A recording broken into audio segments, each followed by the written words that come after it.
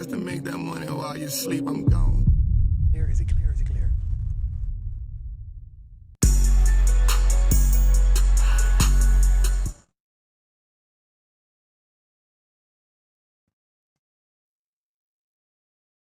It's on purpose. Yo! I just had a moment of silence on purpose. I need us to understand the importance of what's happening today. Before we get started tonight, man, I just want to say episode 118, Jose. Trappin Tuesdays, man. A nickel bag that sold you a product. I want all that. So we want to tell all our people, man, we love y'all. We appreciate y'all, man. Y'all could have really been anywhere tonight, but y'all chose to be here. And we don't take that for granted. Episode 113, y'all. This is about us. 18, I'm sorry, 18. I'm in my brain. 118, y'all. It's about us. I want to get into something before we get started. I want to talk about, I was having a conversation with the team right before this started. And I posed a question. And the question was, when Moses split the Red Sea, do you think there were some Israelites that were hesitant to move forward? Right, we got to understand something. See, a lot of times it's easy for us to say, I would have ran through there. Shoot, I ain't never seen no Red Sea get split. I was trying to get away from Pharaoh. I would have ran through there. And I remember one time I asked Jose, I said, Jose, everybody talks about Peter standing on the water and losing faith. But what we forget to do is give him credit for not only calling Jesus, but telling Jesus, if that's you, beckon me to come. And we don't give him the credit for following through, for taking the first step. We don't give him credit for that. Because how many of us wouldn't have even saw God in the storm? Because we would have been so blinded by the storm. We would have been blinded. Think about this, Jose. Think about this, Jose. Watch this. We on a boat. It's dark. There is no light in the ocean. Ain't no light. So for him to hit, and for him to have the audacity to say that, hey, if that's you, homie, hey, that kind of, hey, if that's you, yo, beckon me to come. Even that alone is saying, I might not see it the way I think I'm seeing it. The water around me may be choppy. Jose, how many of us been in choppy water and we done got discouraged? The water done got choppy. You done forgot you in a whole boat that's designed to float on the water. Because the water choppy, so he said, hey, if that's you, big homie, hey, beckon me to come. And I'm going to disregard whatever going on around me, because I'm faithful to your voice. So homie called him, and what'd he say? He stepped out there. And he actually stood tall for a few. That in itself is enough. Because listen, how many of us can deny the fact? Let me say that again, Jose, because I want this one to be real with us. Because only a few people gonna really be real right here. Because watch this. When Peter said, beckon me to come if that's you, Jose, when Jesus spoke and he followed through, Jose, that gave him access. A couple weeks ago, we talked about something. We said, I want you to have mustard seed faith. So here's what mustard seed faith in that situation was, hey, bro, that's you. I ain't coming, but is that you? Peter had a little more than mustard seed faith because he said, if that's you, beckon me to come walk on something I know I have no earthly business doing. That's more than mustard seed faith right there. That's more than mustard. Jose, how many of us, bro, like, let's keep it real, Jose. How many of us wouldn't have even asked them to beckon us to come? Why? Because we often can look at another person's situation and say what we would have done or what we would not have done, but the emotions change when you looking at it than when you in it. The emotions are different. So Peter had a different type of faith, Jose. He said, I know I can't walk on water. Mind you, Jose, watch this. Peter is a fisherman, so he is familiar with water. I want y'all to let that one sit in. He ain't asked Matthew the tax collector. He ain't asked Matthew the tax collector. It was Peter, a man who is familiar with water. He made a living on water. This is a man who understands everything about the water that he is asking to be beckoned to. Okay. Jose, what happens when you're familiar? So watch this. When you're familiar with it, I'm going somewhere, Jose. When you're familiar with a situation, a lot of times, Jose, we're not even open to see new things. Peter is a fisherman. He understands water. So in his mind, he got to be open to the idea of walking on water as a fisherman. That's an oxymoron. As a fisherman, okay, I don't know if we understanding this though, Jose. Like, he is a fisherman. He understands all of the components that come with water. He is not somebody that is not familiar with water. He made a living. It's like telling the cook in the kitchen how to season the food that they've been growing and seasoning and cleaning their whole life. It's like going in the kitchen and telling the cook, hey, turn the fire down on that stew. The cook gonna look at you like, what? That's what I do.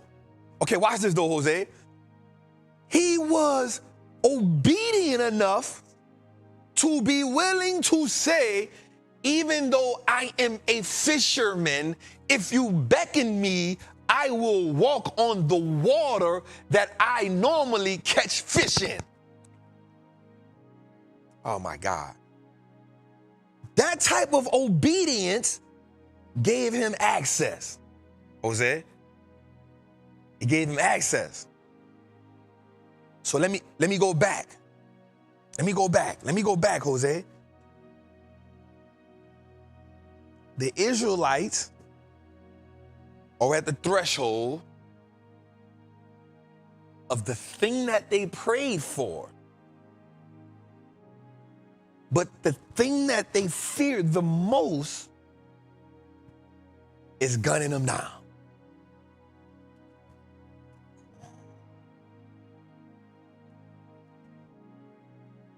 Now we got to think about something right quick, Jose. When we are confronted, all of us in life are confronted with opportunities. The dope part about God is he gave us this dope thing called free will. Now, the free will that most of us have, Jose, oftentimes work against us. Trap, where you going with this? Watch this, y'all. Watch this. The Israelites left Egypt with generational wealth. Okay? So at the time, Jose, they are not conditioned to be money conscious. They have not been programmed to be wealth distributors. They have not had the blueprint on how to steward money. It's not in their DNA at this point. They have been generational and intergenerational workers. As a matter of fact, Jose, they are so clever, they know how to make brick without all the ingredients. It's what they say. Pharaoh made it so hard that they didn't even make all the brick with all the ingredients. Like he wanted them to work harder. Okay, where we going with this? Where we going with this, Trap? Here's what I want you to understand. God put them in position to have the wealth for generations, but they had to take advantage of an opportunity. They had to take advantage of an opportunity, and watch this, the opportunity of walking through a split Red Sea. They were confronted with multiple obstacles. The first obstacle was that Pharaoh was chasing them. That's an obstacle. But what happens, Jose, when the future that we prayed for is so unfamiliar, it's life-threatening. The future that we prayed for is life-threatening. Okay, let me say this right quick, Jose. Our brain, our brain is so smart, it has a way of disguising trauma so that we can move forward in life. Okay? Watch me here. Our brain, this computer, is so brilliantly designed that it can disguise trauma so that we can move forward in life. The thing about life is it has a way of reminding you of the trauma that you are attempting to hide. So now your brain is playing a game with life. And you have to consistently navigate that paradox. Okay, walk with me here. Walk with me here. I'm a street dude. I was born in the streets of New Orleans. I was raised in the streets of New Orleans. As I started attaining wealth, I started having to fight the traumas of what I came from. So when I made $1 million, I sat in my auntie house for a week because I felt like everybody knew I had $1 million because I know what a person who don't got financial trauma look like, troubles look like. So a person that's dealing with financial issues, they ain't smiling the same smile as a person that's sitting on $1 million. Even if they both dress the same, the way they navigate through life is different. The way you answer your phone is different. The way you drive your car is different. The way you go to the store is different. The way you smile in the morning is different. The way you sing is different. If you got $10,000 in your bank account and you got $100 in your bank account, the person with $10,000 move through life a little bit different because they feel like they're a little bit ahead of the person with $100 because the one with $100 know everything is at risk right now. So there's a thing the way you navigate through life, Jose. When you on edge, you move different. When you got a little leeway, you move different. You smile different. You squirt the cologne a little bit more. You feel me? A great prophet once said, when you broke, you drove. When you paid, you got buku places to go. So there's a difference. There's a dichotomy between the two that we got to understand, Jose. So here we are, positioned. God has given us the wealth. He's positioned us with an opportunity. But the brain now has disguised what they've been through with Pharaoh, all while they're in the wilderness, until they're fronted with an opportunity. Do I go back to Pharaoh?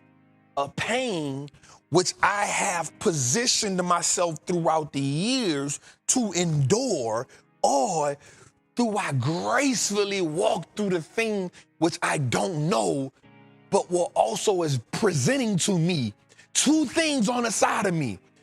A present fear. I ain't never seen water stand up and down before. That's a fear. Why is that water standing like that? Why is it there? Why are the fish standing still? The current is froze. And on the other side of me, it's the omnipresence of God, because only He can make this water do this.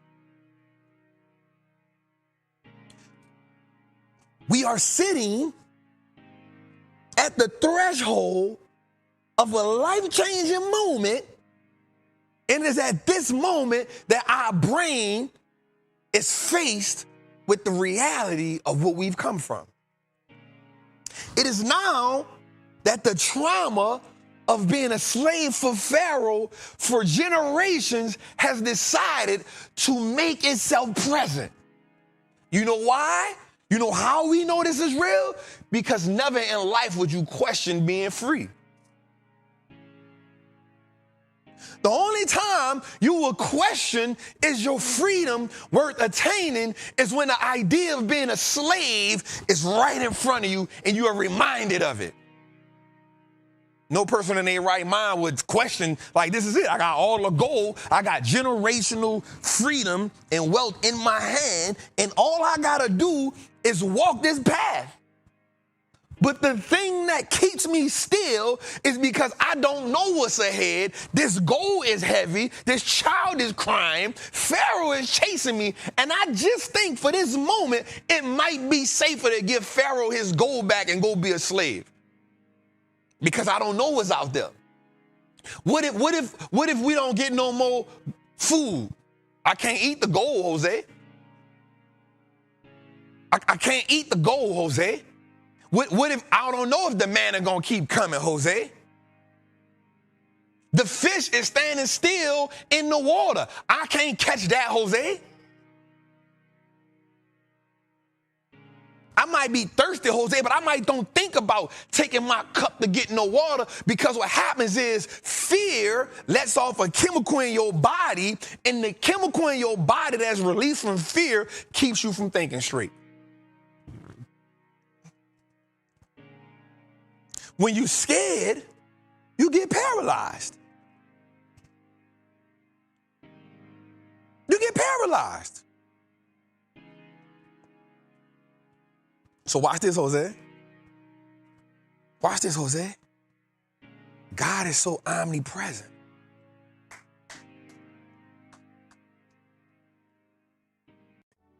The idea is they're looking in front, but they're also imagining what's behind. They're seeing the present fear on both sides. Watch me here, Jose. Watch me here, Jose. Watch me here. But the only way to get past is to walk on that solid ground.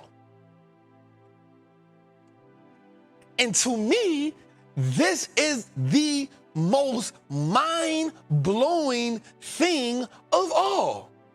Here's why. Jose, this is the ground at the bottom of the ocean. Jose, if I take a cup of water and throw it on the ground, that ground gonna be wet.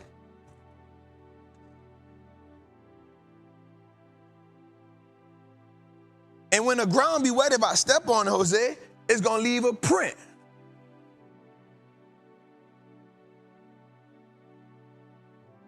And if I leave a print too many times, it's gonna start to sink.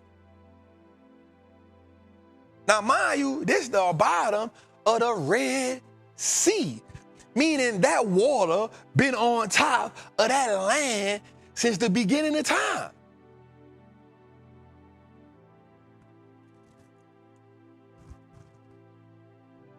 God's presence is so strong and it's so firm. Watch this, Jose.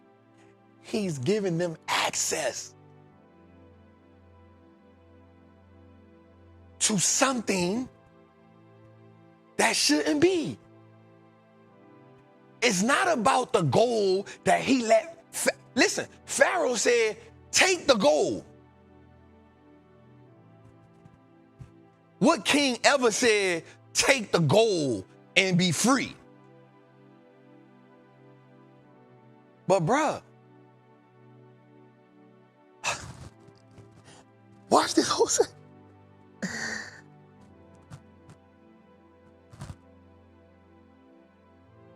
This represents the last generation of Israelites that had to get it out the mud.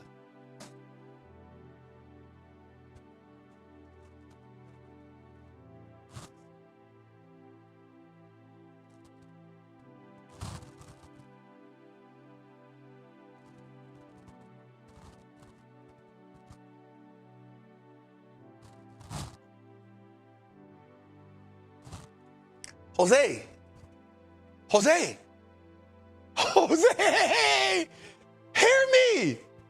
hear me.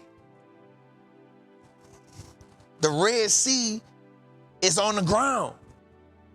The water is wet.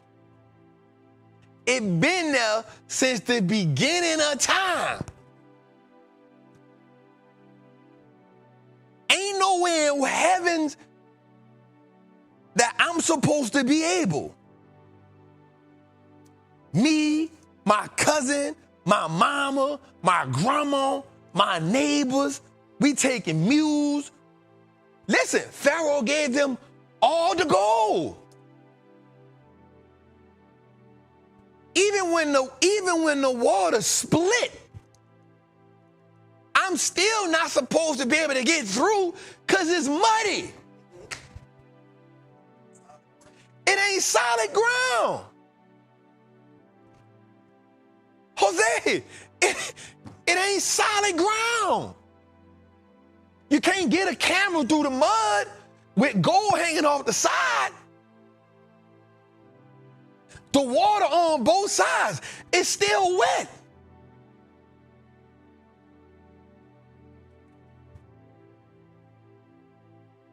But he gave them access, Jose.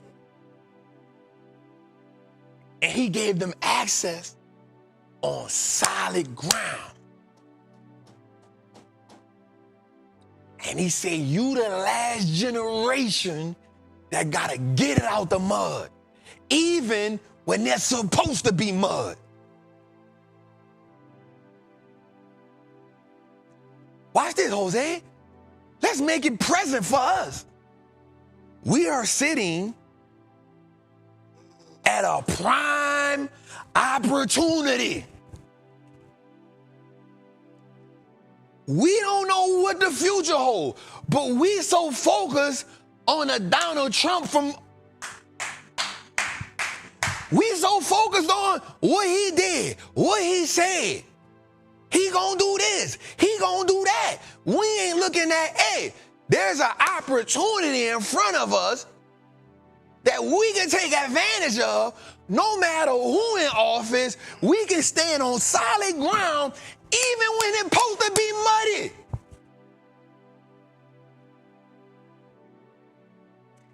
Even when it's supposed to be muddy.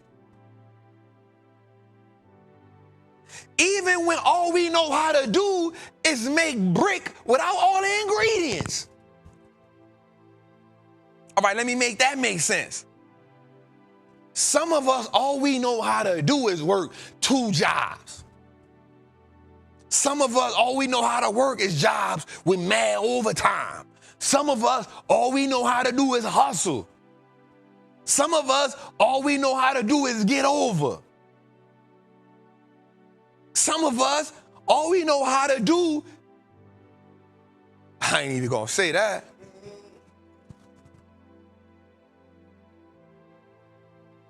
And we get so caught up in the fear of what social media pushing, of what our friends pushing, of what our families pushing. Think about this. The Israelites standing in front of this great opportunity, and you got somebody on the side, you talking about, hey, you know that water might fall. Hey, I don't know if I'm gonna really go over there, bro. Like, I'm gonna see what they gonna do, because I don't know if the water might fall.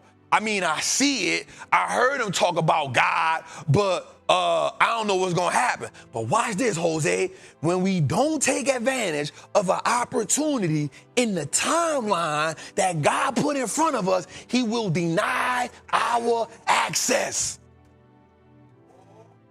He will deny the access. And here's what he did. Oh, you questioning? You doubting me? Don't worry about what they saying. So watch what happened, Jose. And I put this in the beginning. Do you think that there was some Israelites that didn't make it? Their access got denied because you stood there in doubt so long. When you did decide to go, Pharaoh was right on you. And watch this. God couldn't take a chance. He couldn't take a chance. So you missed the golden opportunity because of doubt. Wait, let me make it further. Let me make it better, Jose. You missed your access to wealth because you denied the opportunity. You was denied wealth access because of your doubt. You was denied your wealth access because of your fear. You denied your wealth access because you couldn't focus on the clear lane that I had in front of you because you was too worried about what was behind you. You couldn't focus on this Red Sea splitting. You couldn't focus on the solid ground that was supposed to be muddy. You couldn't focus on the water that I done stood up for you because you believed in me, because you were so focused on what you've been through, because the trauma has a way of disguising itself and letting you navigate through life until there's an opportunity for you to move forward, and then the trauma show up like, hey, you remember me? And now you paralyzed. And because you paralyzed, your access get denied. Trappin Tuesday, episode 118. Jose, what we talking about, man? Let's go. Let's go, dog. Let's go, dog. How we feel, bro? I see we What? First off. What? The doors of the church are now open. Ah!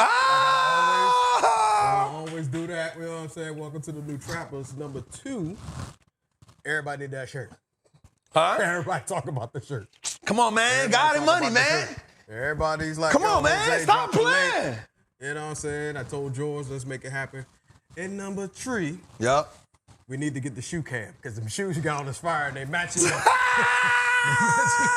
I ain't say nothing. Nah, dog. So we got a couple of dope people in the house tonight. Got my dog Steve in the house. You already know Steve running grabbing. Got Steve, got Cuzzle in the building. What's good, family? In the building. Got LaShawn in the building, looking like somebody principal. Got our guy Bernard in the building. Welcome to the team. Got Miss Cheryl in the building, just got my IV. She put something in that IV though. What you put in that? She put something And we in got that my IV. dog Cito in the building. He was just part of the legendary Lil Weezy Fest, man. We saw something crazy happen. If you from New Orleans, you already know how that went. So shout out to my dog. What's up, gangsta? Yes, sir. All right, man, Jose, bro, we got so shout out to my dog Steve. We've been working on it. You know, we've been working on a shirt for a minute.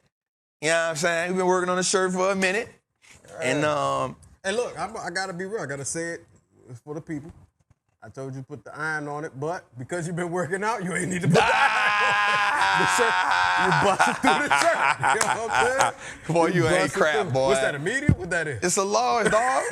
Tank top fillers, my dog. I made around the arms. George was hating too because he come do this. I say, hey, I've been working out, dog. Like, chill, you heard me? Tight on that. Yeah, it's a large. I might go to the extra large real soon, cuz. You hear me? By January, I'm extra large, dog. You feel me? You feel me? All right, man. So, Jose, we got 2,800 people in the chat, man. That's good. It's about to be hoodie season. We're going, you know, it is what it is. God and money, man. Shout out to Steve, bro, because Steve worked fast. You know, we really been on it. You know what I'm saying? We really been on it. We really, really, really been on it, man. So, we love that. So, Jose, how you feel? Look, man, I've been just a little bit under the weather. A little bit under the weather. I've been traveling. Yeah. As Steve says, hey, bro, you've been on a world tour. I've been all over the place from Mexico to D.C. to Atlanta and back. Mexico, D.C., Atlanta, and back. Been going crazy. And so I ran outside, and my grandma say old ammonia weather. Pneumonia? Old ammonia. Instead of pneumonia, old ammonia. Okay, I ain't got nothing to say So I against did Graham. that, and I've been sick for the last couple of days. I ain't got nothing to say against Graham. Graham can live her life. I'm straight. I ain't got nothing to say about that. My God. It's just everybody got the little recipes and remedies and everything. Everybody, they I saw you post that. And I say, this joker must be sick. You hear me? Yeah. You put some onions in your sock? No, I ain't do no onions, no sock. Let See, go even LaShawn. LaShawn talking about we gotta burn onions. the onions. We not cooking. You have a foot fire. Right. Now Anyway. athlete's foot. Stupid. All right, man, we got a lot to talk about tonight, Jose. We got a lot to talk about tonight, man. Before we do that, let's holler at some of our people.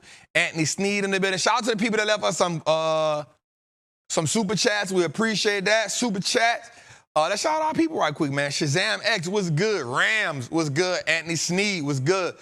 Della was good. Pablo was good. Janice was good. Black Phoenix was good. Amber C was good. Angela was good. Denise Michelle was good. Chris was good. Double R was good. Prudent Mom was good. Larry, we ain't seen you in a while, man. Where you been at? Was good. T-Mac was good. Natasha Foster was good. Derek Cook was good. Sherlock Holmes was good. Tay was good. Lala C was good. Trappin Man AJ was good. Thavion was good. Let me see it, man. Kevin was good. They always go crazy. Once they go to saying, you, Dr. Money Printer was good. Isis Evans was good. Carolina Blue was good. Grasshopper was good. Jason was good. Bruce was good. Carlos was good. Mark Isaac Super Chat was good. Tim was good, man. Kevin Lounge was good. King of Stocks was good, family. Corey was good. Trey Patterson was good. Andre Young was good. Wake Up Moment was good. I'm trying to get some more, man. Q4 Play was good. Michael Brown was good. Said Mid, mine was good. Michelle Brown was good. Erica was good. That's enough, man. God, I be trying to go. Then it start going real fast. I can't see it no more. You hear me? All right, so I definitely want to say that. Paul Bricks was good, my guy. I saw you. Anyway, man, so we got a lot to talk about tonight. Jose, 1 week after election. 1 week. Shout out to everybody who came for the live. Shout out to everybody that went to the Wallstreet Trapper YouTube. We had what, 3,000 people in there? Or 2,000? As far as the consistent, but it was 20,000 that came in and out total. 20,000 came in and out total, but for sure we had 2,000. Sure about 3,000. 3,000 now, man. Shout out to that, man. Shout out. Appreciate that. Man, we love that. I think we need to do that more often, Jose. Yeah, it was fun. I don't know if we need to stay on that long, though. We gotta pick a different time, like a midday. Like a midday. Yeah, the late Maybe night. maybe I got an idea, Jose. Maybe a midday while CNBC is on. Okay. Or, right, like something dope happening, like That's what you do anyway. like an earnings call, maybe. Maybe like an NVIDIA earnings call, or Apple earnings call, right? Somebody big, or something like that, man. Jerome Powell. What's the next big event? Probably got NVIDIA earnings coming up.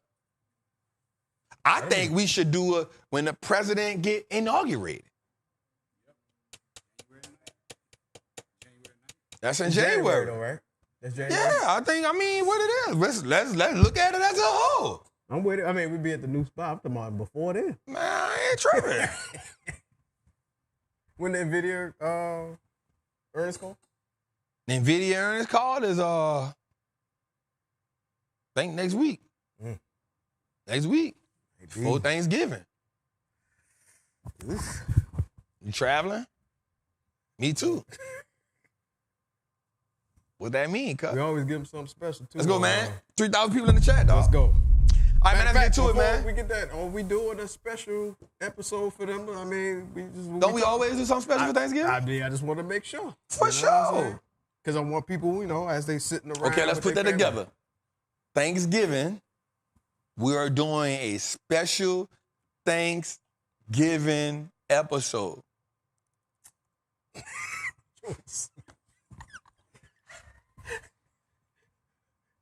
If I didn't say him, I would think he was punching the air right now. Special Thanksgiving episode, George. You gotta do it, dog. Somebody say don't do earnings calls now. Why not? NVIDIA earnings is November the 20th. Perfect. All right, let's get to it, man. We got a lot to do, man. We got a lot to uncover tonight. Yeah, LaShawn, you don't gotta get up. You look amazing. Go on, sit down. I want to take you a seat, you hear me? I want to take you a seat. Should be dedicated to stand We up. appreciate it. I see you got your kitten heels on, you hear me? You know what I'm saying? I can't believe L came here like that. I can't believe L came here looking like a principal, bro. All she doing is missing the clipboard. I'm just trying to figure out where they come from. I was definitely not expecting that. Amazing too. I was not expecting that.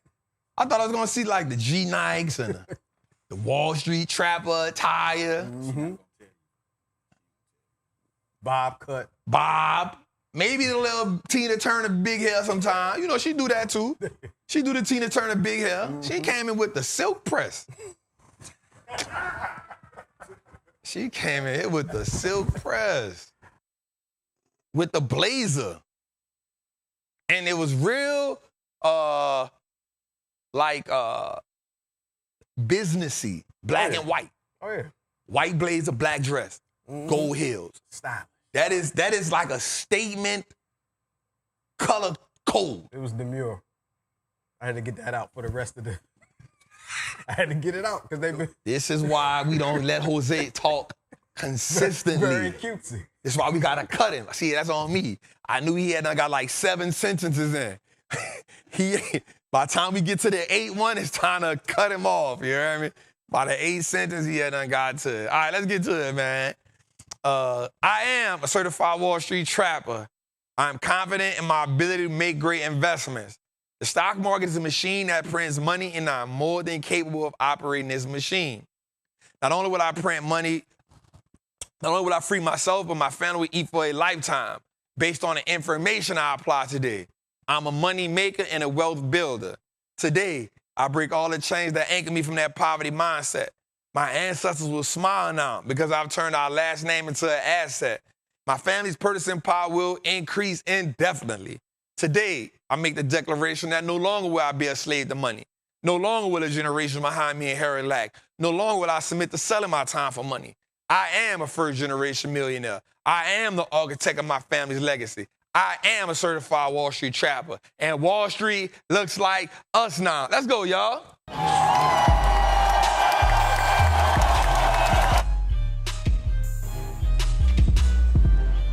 I like it. I like it. I like it. I like it. I like it.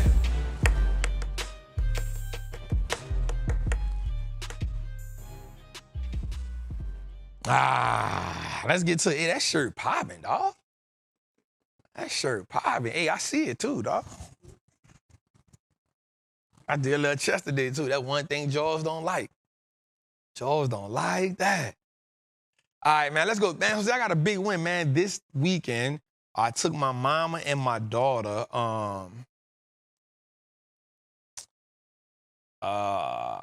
to a Saints game. Took my mom and my daughter to a Saints game. First one, Cito, in the dome, was in a suite. Life was good, dog. I had to come home and take a tea. I had to drink some tea. I ate too good. I had to flush it out. That wasn't no gumbo. I don't know where she was at. She probably was, she probably was in the room. I don't know what mine was doing. Ain't no telling what my mom is. She got her own life when she go down there. She take on a life. I got to reel her back in. Come back. Anyway, let's get into it, man. So let's get our word on the street, man. The market has been on fire, Jose. But today the market had a small pullback, which is necessary. The market been on fire for 6 straight days.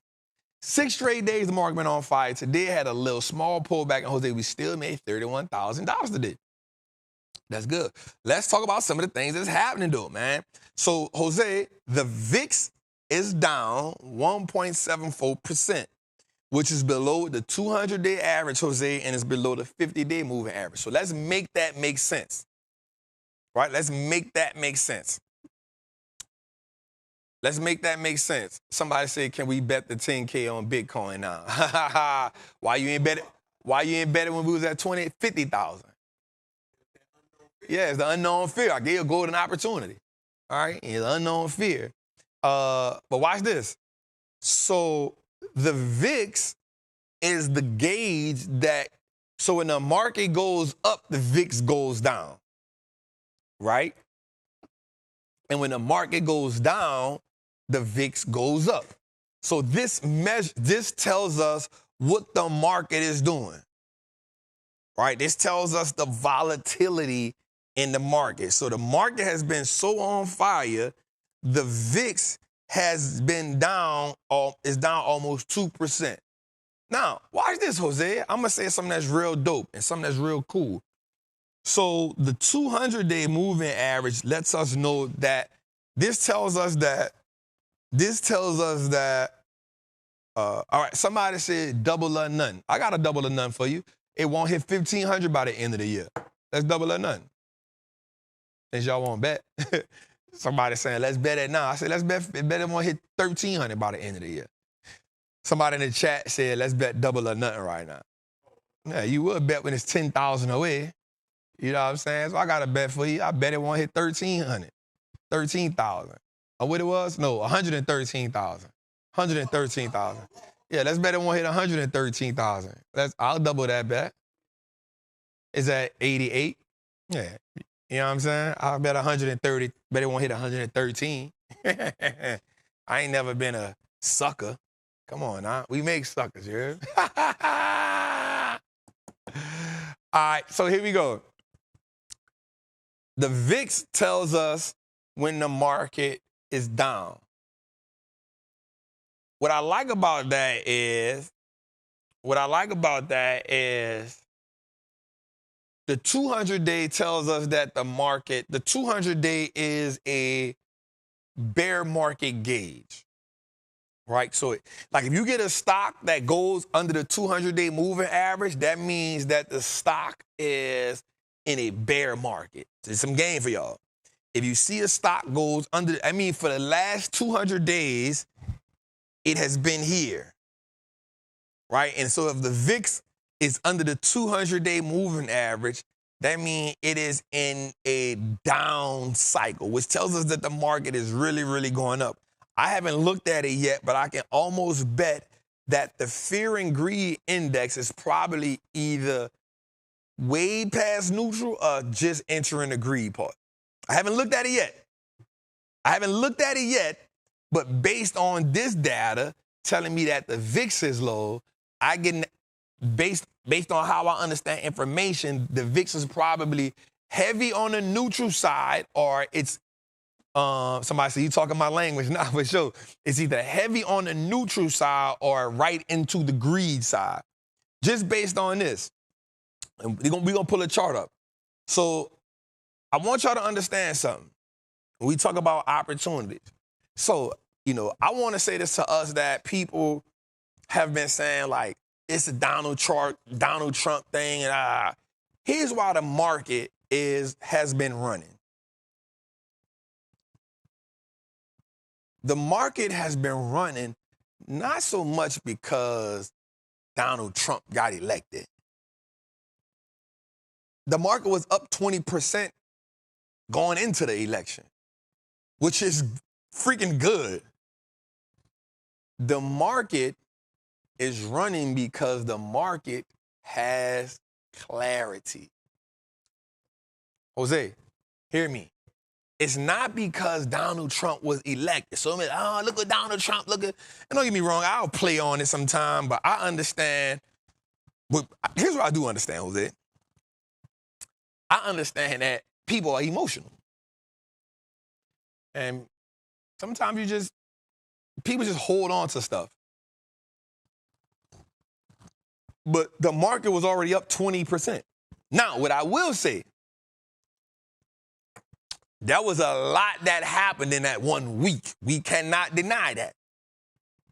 Right? So this man got elected, crypto going through the roof now. Why did it go through the roof? Because he said something before he said, I will be the most crypto-friendly president ever. This is his word verbatim. The crypto people have been dying for this. I'm not mad. Shit, my crypto account up. Shit, it's a win-win. A win-win for me. I ain't mad at it. Right? But the market does not like uncertainty. We've been saying that for the longest. So here's what elections do. The market has to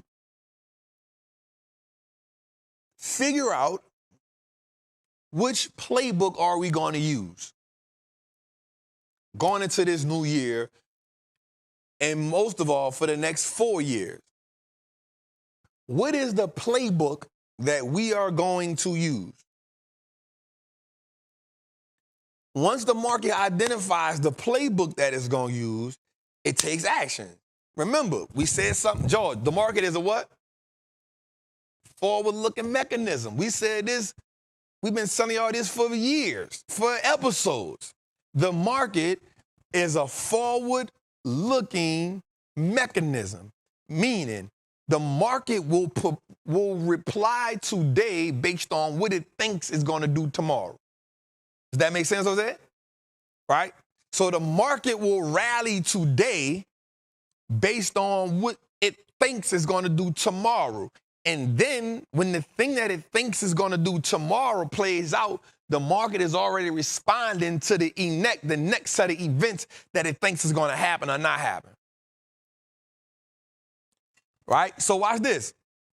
You can't say that Trump is the reason the market is up when the market was already up 20%. Why was the market up 20% then? Why was the market up 20% before Trump? Trump ain't had nothing to do with that.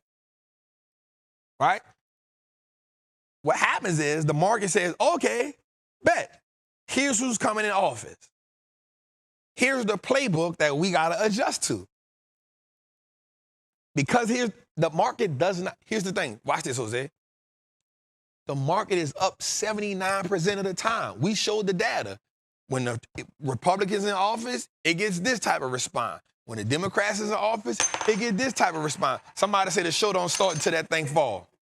And every time, that's what happens. We ready to go now. You feel me? So the market does not care.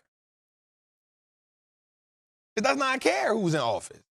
What it does care about is, depending on who's in office, here's the playbook that we get to use. Right? Here's the playbook we get to use. Bruh, move on from Trump, to be honest. Jay Blockchain, get out my chat. You move on. Jose, get him out of here. There you go. Now you move on. There you go. I'm going to holler at your partner. Right? So, what happens is, here's what we got to understand. We got to understand who's ever in office, here's the playbook that corporate America is going to use. And if that's the playbook they're going to use, then we got to say, hey, here's the companies that benefit from this playbook. That's how we win. When we understand, here's the playbook that the market is going to use moving forward, here's how we benefit from that playbook. As investors, it's up to us to say, okay, let us also pivot.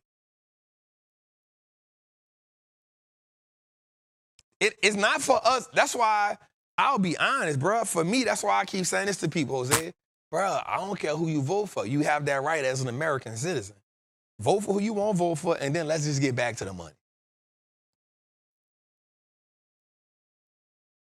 You feel me? Like, let's vote for who you're going to vote for. You have exercised your American right. Now let's get back to the bread. That's all I like to say. All right. Let's move forward. But you didn't explain the VIX. I did explain. Well, it's a lot of people was asking, like, what is they understand as far as it doing. So the VIX, VIX, is a volatility gauge. Right? So the VIX is a volatility gauge. It measures the volatility of the market. So if the market is going up, then the VIX is going to go down. If the market is going down, then the VIX is going to go up. Why? Because if the market is going up, then volatility is down, but volume may be up. Whereas if the market is going down, volatility now is up and volume can still be up. Does that make sense, Jose? So the VIX is average. See, now you're making me, we talked about this before too, though. The VIX is averaging between 14 and 17. That's the average VIX. So if the VIX is between 14 and 17, then you already know it's typically doing what it does. When it exceeds 17, now you've gotten into a really volatile market or the choppy Red Sea that Peter was on. If the VIX is under 14, you know the market is really on some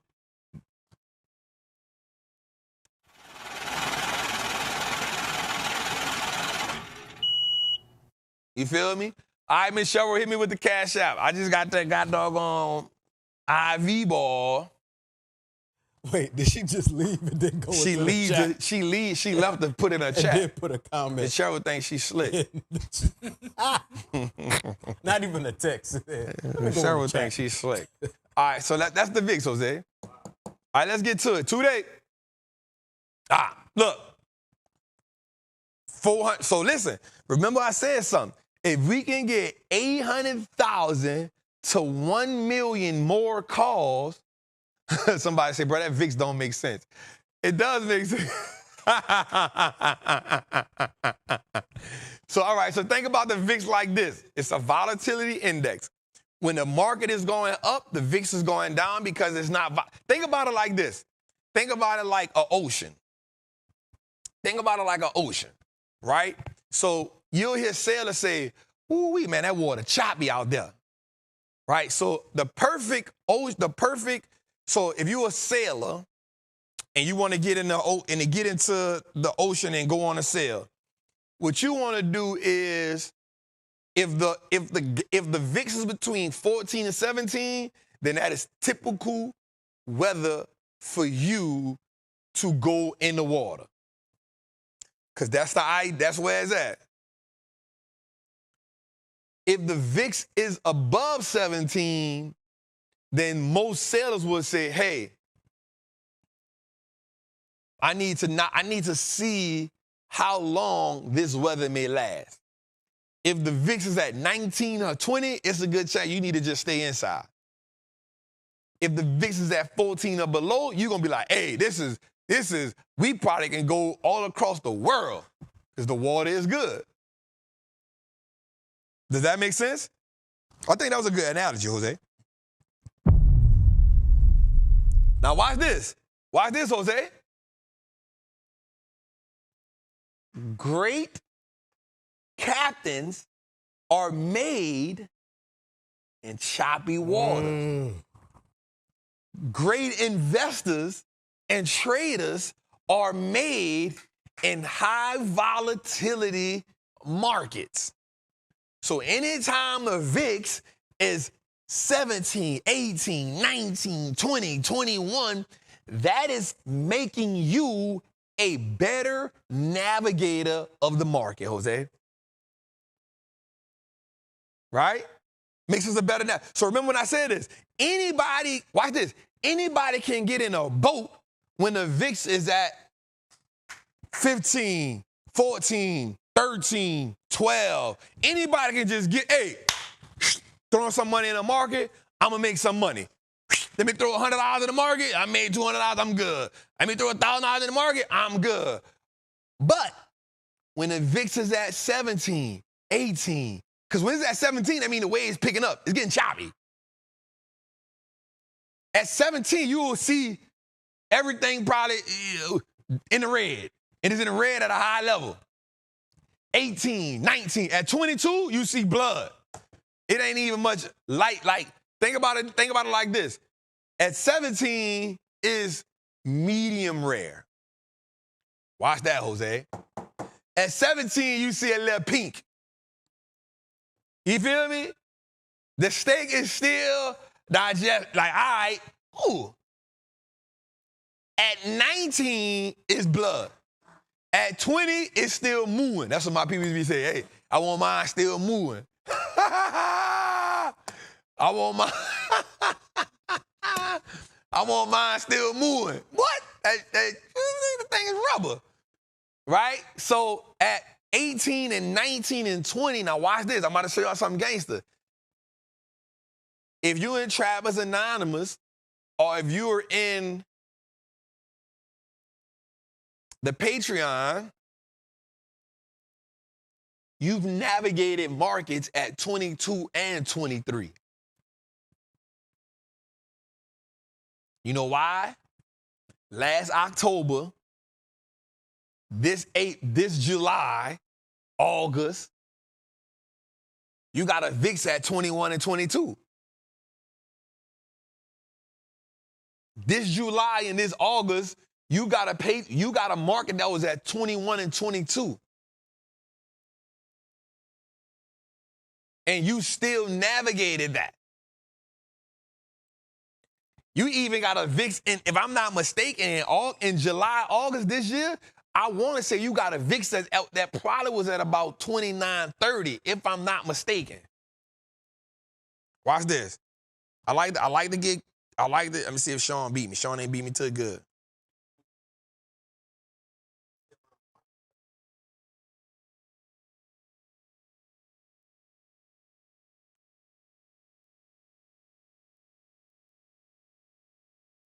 Dang, why am I think?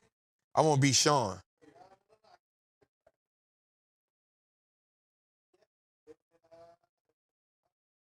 That nigga say, 7 times. You ain't got it. I got it. The VIX, August 5th, was 65. Yep. You got a pre-market VIX. Watch this. In August 24, the VIX spiked to 65.7. On August the 5th, the biggest one-day increase in history. I never forget that. I had to hop on a call. I had to hop on a Zoom that day. I said, hey, y'all, don't panic. We all right. Because they was going crazy. Watch this. Yup. Mm-hmm. The VIX ended August down at 15. Now look at this.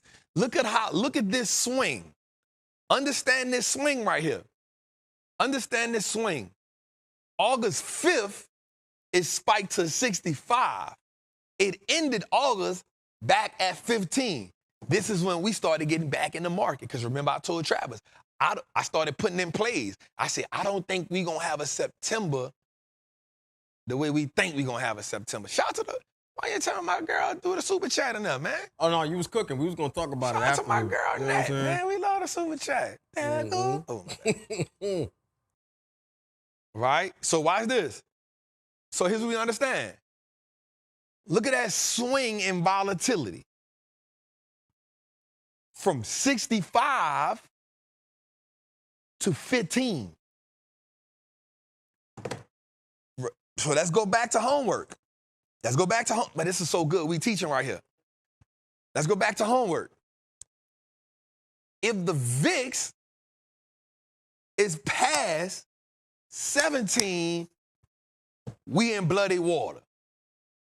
If it's at 65, that's like Moses with the river of red. You can't drink the water. But a good trader, Jose, and a good investor understands that this is the perfect time to buy options, to buy any type of buy and holds.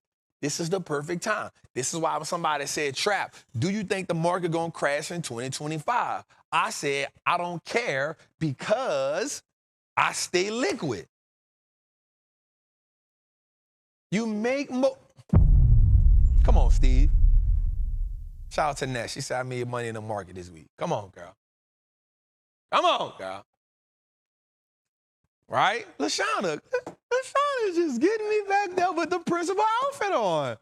She got the glasses on with the silk press. If you got pearl earrings in, I'm going to get up and flip. They're not quite pearl. She said quite. They mean got a little pearl in them. They got a pinch of pearl in her. They got a pinch of pearl.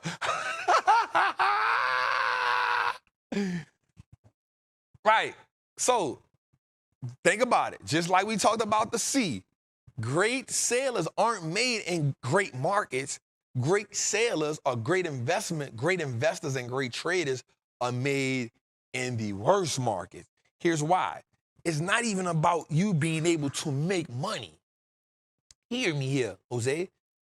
You thinking you will become a great trader or a great investor because you are able to make money. It's not that you're able to make money. It's your ability to navigate it without panicking.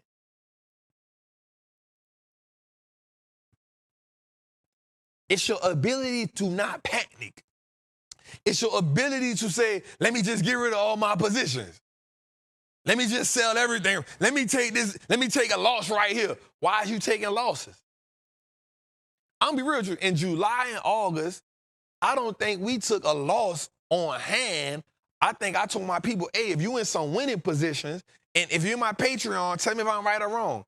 I say, if you're in a winning position, let's take the profits from those winning positions to get ready to position us in better positions. Because I remember I took $1 million out, almost $1 million, 800,000 out. And I say, hey, y'all, I'm getting 800 out in positions that's winning. Not all of them, but I'm going to sell some of my winning positions to get more liquid so that I can get in better position. 3,700 in the chat right now, Jose. So if you're in a Patreon, you might remember that. You might be like, wait, Trap didn't sell nothing. He didn't sell I didn't sell no losing position.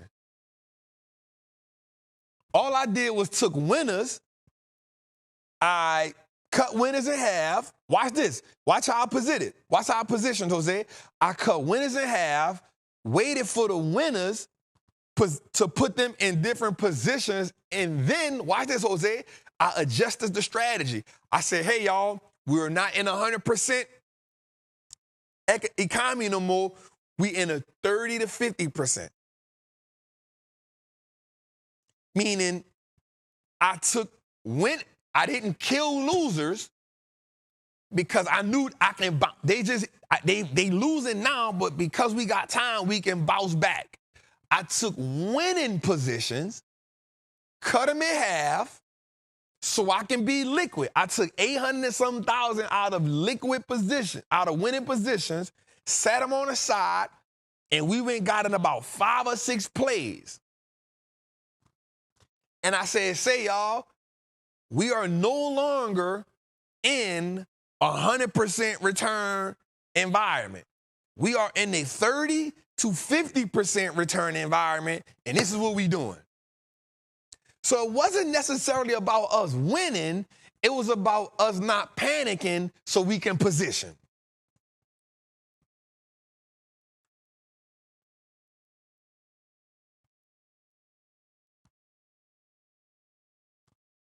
How we feel about that, Jose?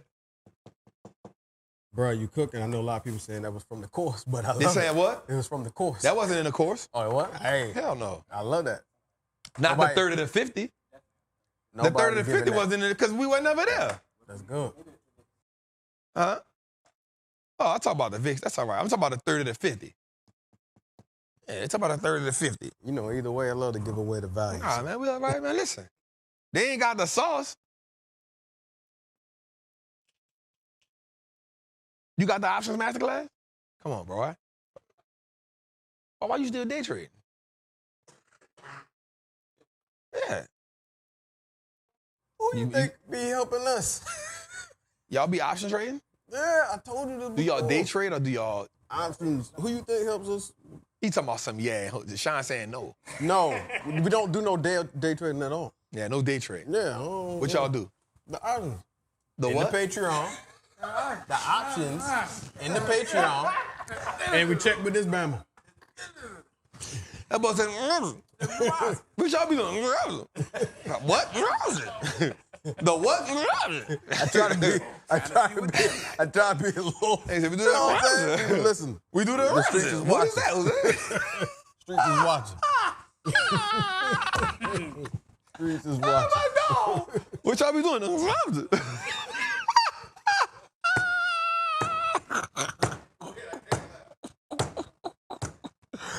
This guy, bro. All right, let's go a little further. 2 days.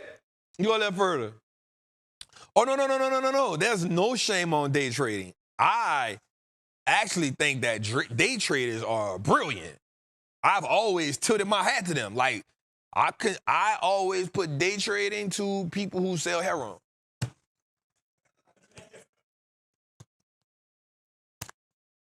If you ain't in the streets, you'll never get it. If you're in the streets, it's a different type of clientele, partner. You feel me? That's a different ball game. If you a day trader, you can sell heroin, for sure. Why? Because the clientele is different, the waters is different. You got to be on alert all the time. I got to watch all the time. I got to study the patterns. I got to worry about this dude getting up with a monkey on his back. Oh, no, I don't got time for all that, man. I like the deep trades, the swing trades, more like selling weed. Clientele cool, they chill. They not panicking, they laid back, they got time. What happens when somebody smoke weed? They get chill. They real chill. I ain't never met nobody that smoke weed that's aggressive. Most people who smoke be chill. They be relaxed. Man, I smoke my weed and chill, dog. That's how our options is. 4 months, 6 months, 8 months, 1 year. We got time, baby. We got time. I'm gonna let the market do what the market gonna do, dog. man, I ain't tripping on that market, dog. Let that market do what the market gonna do, dog. I ain't tripping. Nah, I ain't smoking no weed, boy. I take piss. God don't like that. God say no weed for you, Trap. It released the demons. All right, let's look at our meat map, man. NVIDIA pushed. Tesla had a down day. It's expected. Meta, Google, AVGO had a down day. I don't like the AVGO play. It messed my play up. Walmart doing good. Look at CMG doing good. Hey, I got something to say, Jose. I got something to say. Watch this. I've been checking on something. And I've been doing this on purpose to see. So watch this. I know for a fact, even with this market running like crazy, Nike stock has not budged. Listen to me. The stock has not budged. The market has went crazy for 6 days, 7 days now. This stock, it has not budged. Now, I saw a lot of people, you feel me? I saw a lot of people, and I saw some people made some posts saying, Trap got this wrong, right? But it don't look like it. The stock popped to $82 when they got the new CEO. And what did I say? I said, this is what we wanted them to do. We wanted them to change the CEO so the business can get the new feel. The stock is back to $75, $76. So they was going on you for the run-up. Yeah. Trap, you got this one wrong. Does that mean buy Nike? I said, no, it don't mean buy Nike. I said, but what happens is, and go run the beautiful bean footage. Feel me? Go run the beautiful bean footage. I said, it's a dinosaur company because they had a CEO in place who did not evolve. So you need to put a new CEO in place who can bring in a business model that's different.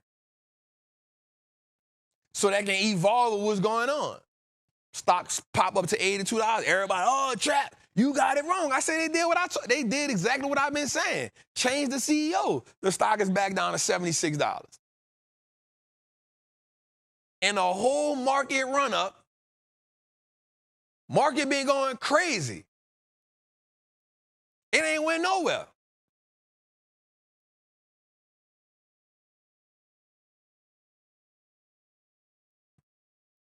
And it's still down 28% year to date.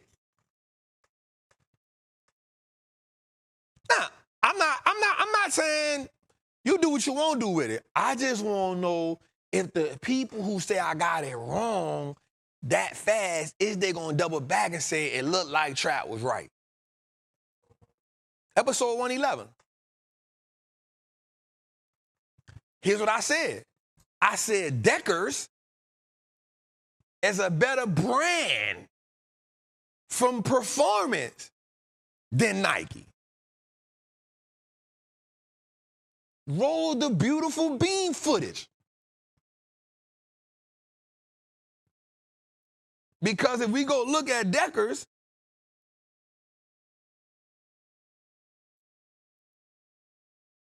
the stock itself is up 60% year to date. And 1 week is up $15, meaning when the market went up, it went up with the market. Nike ain't went nowhere. Okay, in 1 month, the company is up 9%. In 3 months, the company is up 19%. I said that Deckers is a better brand than Nike. I just want to know if the people who made clips and the people who were saying Trap don't know what he talking about, Trap got this one absolutely wrong, the stock is back down to the same price I said when it's at 70-something dollars. I don't want no smoke. I'm just saying, are you going to be quick to say I got it right as you was quick to say I got it wrong because it popped in 1 day? That's all I want to know. Because the beautiful bean footage don't lie. See, we can make clips. We can make clips to benefit the thing that we wanted to benefit. But I just give truth. I just give truth. It is a dinosaur company that needs a new CEO. They got a new CEO. But guess what? It takes a while for a CEO to turn a company around. And turning Nike around is not like turning around a small company. Turning Nike around is like trying to turn a Titanic in an ocean. That's going to take some time. Turning a Titanic around in the ocean ain't the easiest thing to do.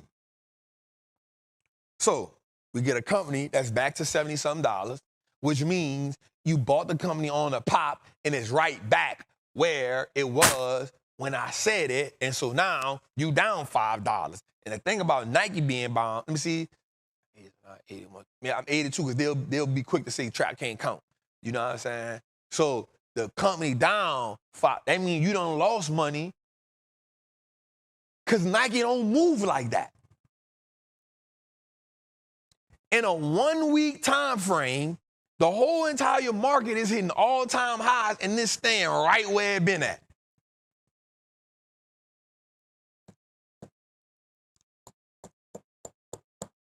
I just want to say that. All right, let's go a little further, Tudor. Fear and greed. What I said. And I didn't look at it. I just had a feeling. So let me say something. There's a couple things I don't look at. I don't be looking at the fear and greed because it's going to pop up, and I don't look at the 1-800-TRAPPER hotline. I need to start looking at it because I just be letting Jose just pop that stuff up on me. I'll be like, bro, what's that? Anyway, fear and greed index is at 69. I had a feeling it was going to be there. And here's the thing, y'all. Like, I just think that there's better companies. I think for us, we should be in growth. Growth. I don't think that we as trappers should search for, like, I don't want to say dinosaurs because Nike still has a pretty solid balance sheet. I just think the business model is not right. What you think about the business model of Nike, bro? I'm talking to you, Bernard. Hoka, exactly. That's Hoka falls under Uggs. The people that got Uggs on them. Who? Brooks. Big. That is. I like it. All right.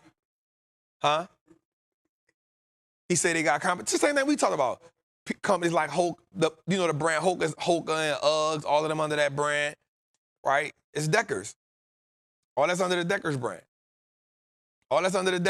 The brand that I said that is better than Nike. Hoka, Uggs, all of them is under there. The people that's outperforming Nike as a brand. Bro, you see them Hoka shoes everywhere. I think I want a pair just to see if I can run in them. Everybody, look, I knew LaShawna had a pair. El Boogie, I knew you had a pair for sure. All right, let's go, man. Let's go a little further. Portfolio, Trudy. Nope, portfolio, Trudy. I had to remind you, my dog. All right, let's get to it, man. Gotta let the people see the money, Jose. All right, let's go.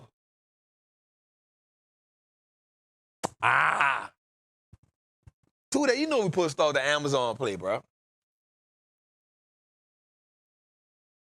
There we go. So Amazon plays up the 8. Amazon, let's get some. I don't feel like doing it. All right, Amazon is up. That's good. So all my people in the Patreon, y'all know that thing finally turned green on us. Let's go. You hear me? The 8 net play was up big. I want to say I took some off of that to get in the thing. The AVGO play went down on us. I don't like that.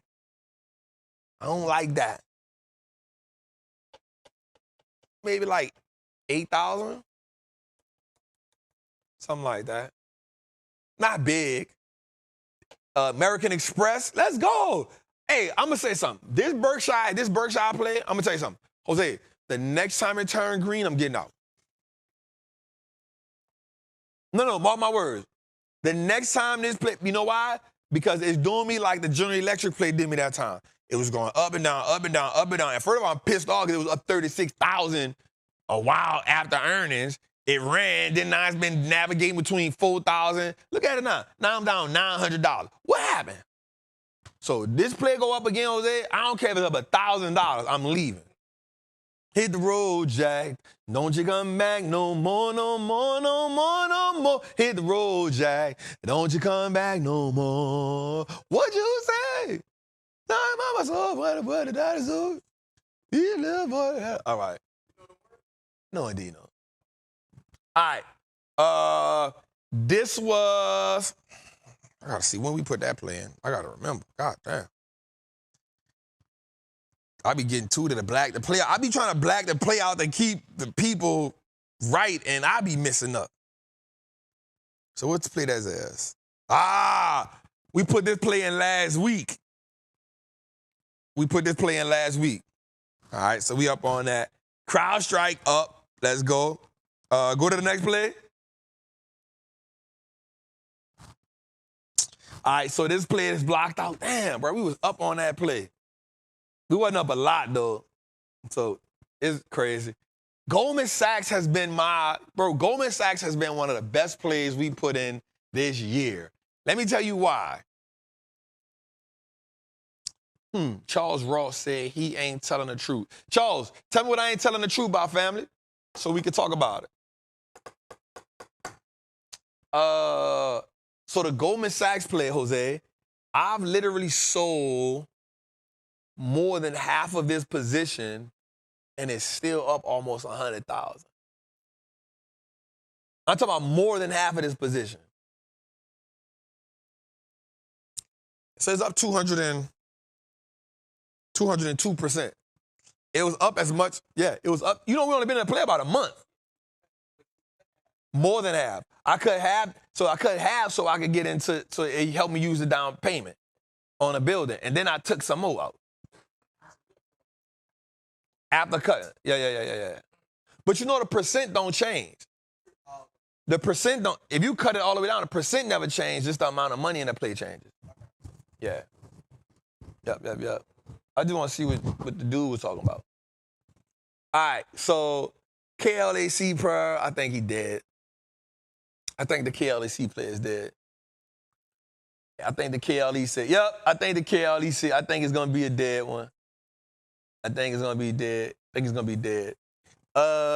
Eli Lilly, I don't know yet. That's a March play, so we got time. Meta, we like that. Let me tell you what happened to me this morning. So the two plays at the bottom is the two plays I put in this morning. These two plays right here. Right? But watch this. It's actually the same play. I don't know what's been happening with E-Trade, the mobile app. I don't know what's going on.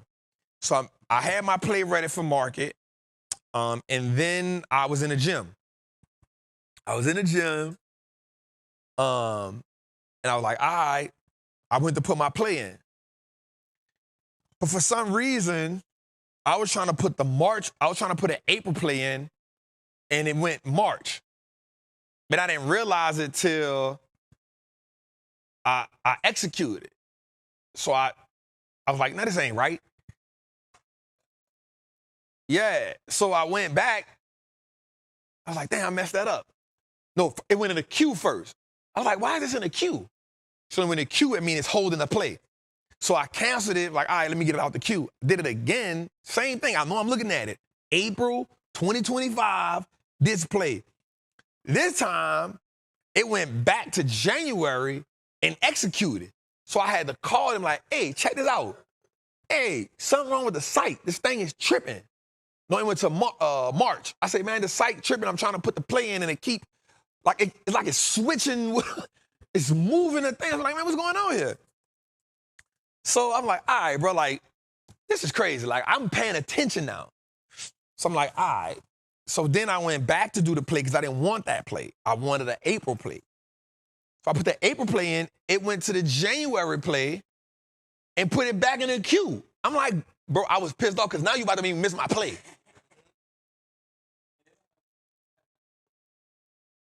Yeah, it had the order. So I'm like, now you about to make me miss my play. So I'm like, all right, bro, this is like really, I'm like, this is really like pissing me off. Cause you messing with my money right now. So I go back and do it again, and it went in a queue again. I had to call them again. I'm like, hey, what's wrong? But they was like, yo, we can't. But now what's about to happen is, because I keep canceling the play, it's making me look like a day trader. So if you do 5 in a row, that's a day trader. That applied to, they try to put me, I say, hey, listen, I'm not no damn day trader. This is what's happening. The thing keep going to the queue, bruh. I don't know, it was making me mad, bruh. It was going to the queue. So I finally got the last play in, and it went to April. And then here's what happened. I'm gonna be real with you. I'm gonna be completely honest with you. When I went to cancel a play, it was up $1,000.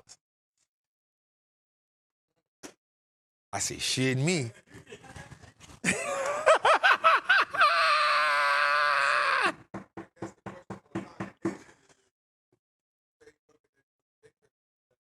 So then they won't let you execute the trade. They'll hold it for overnight and then execute it the next day.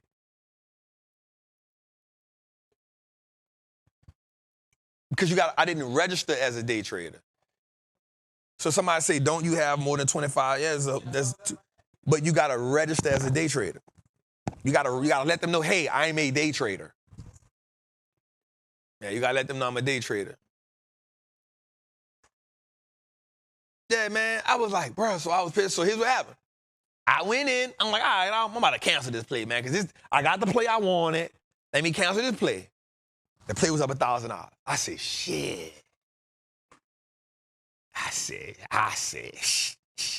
I mean,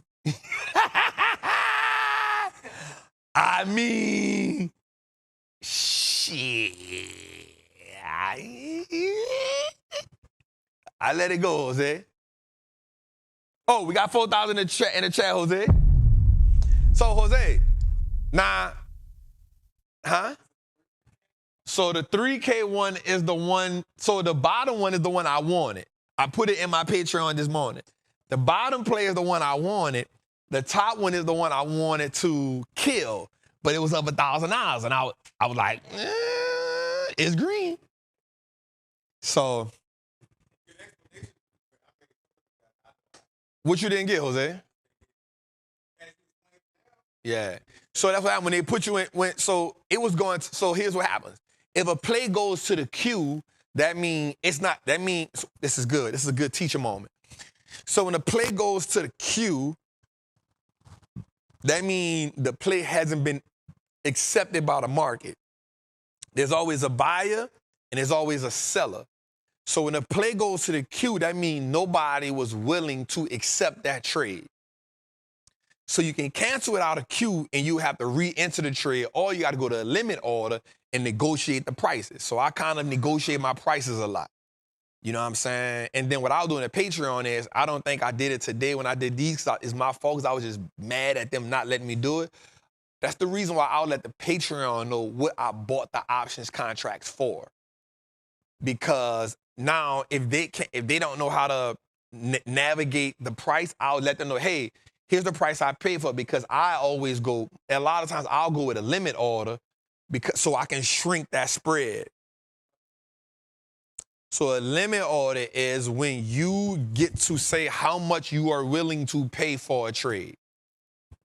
A market order is you're saying whatever the market's selling it for, you're buying it for. And a lot of times that spread will be big. The spread is the bid and the ask. What somebody's bidding on it, what somebody's asking on it. And that's how the market makes its money. The market makes its money not off you winning or losing. The market don't care if you win or lose because they don't got nothing to do with them. The market makes its money off the spread in between.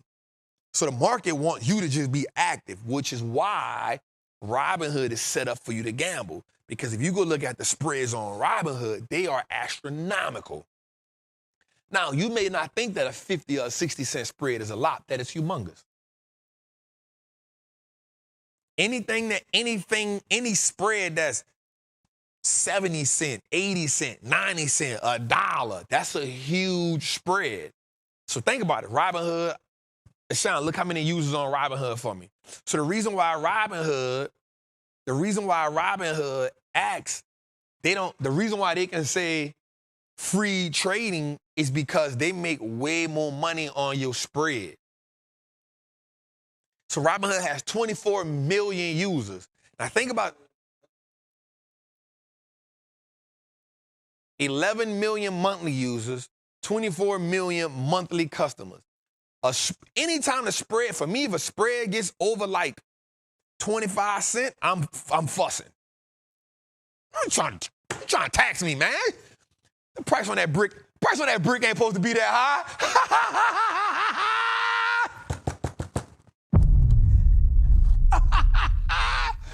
Price on that brick ain't supposed to be that high. He taxing in a drought.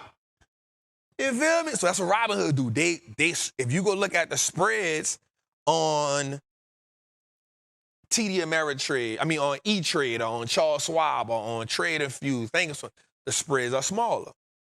Spreads on Robinhood are bigger because they understand that you as a beginning investor or a beginning trader, you don't understand. You thinking about, well, I'm just about to make some money on this trade. They thinking, yep, keep trading. I'm going to keep whopping you over the head. Now think about it. The average person that uses Robinhood is not using it, and I'm not saying nothing against nobody, but they understand the psychology. So most platforms actually want to teach you how to use their platform. So they have educational videos and stuff that you can use, which is why they have call support. You can actually call the people like, hey, check this out, bro.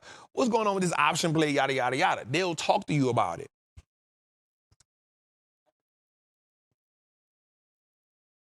The average age on Robinhood is 31. The average account balance is $5,000. That's the data that we need, right? The data lets them know if the average trader is 31 years old, it's a good chance that they don't have that much experience in the market or trading.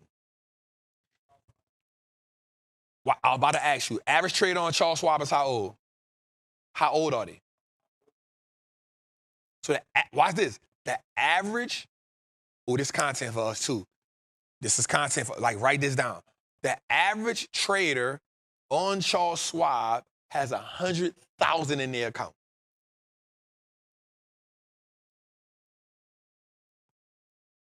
So watch this. Watch this. How old is the...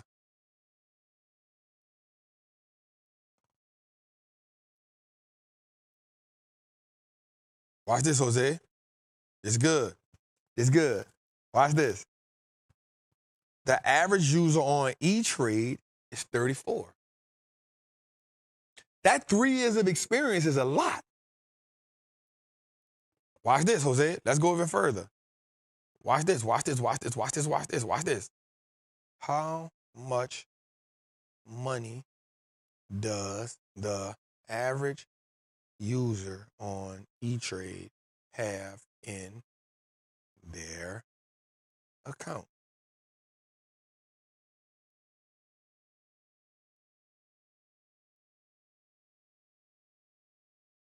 The average user on E-Trade has an average of $69,000.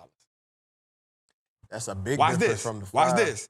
Mostly because they are a Morgan Stanley client, because Morgan Stanley owns E-Trade, and their average bank account balance is $175,000.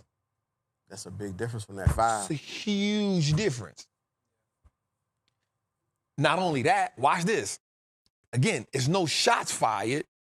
It's understanding how, so me and Bernard were talking about data today.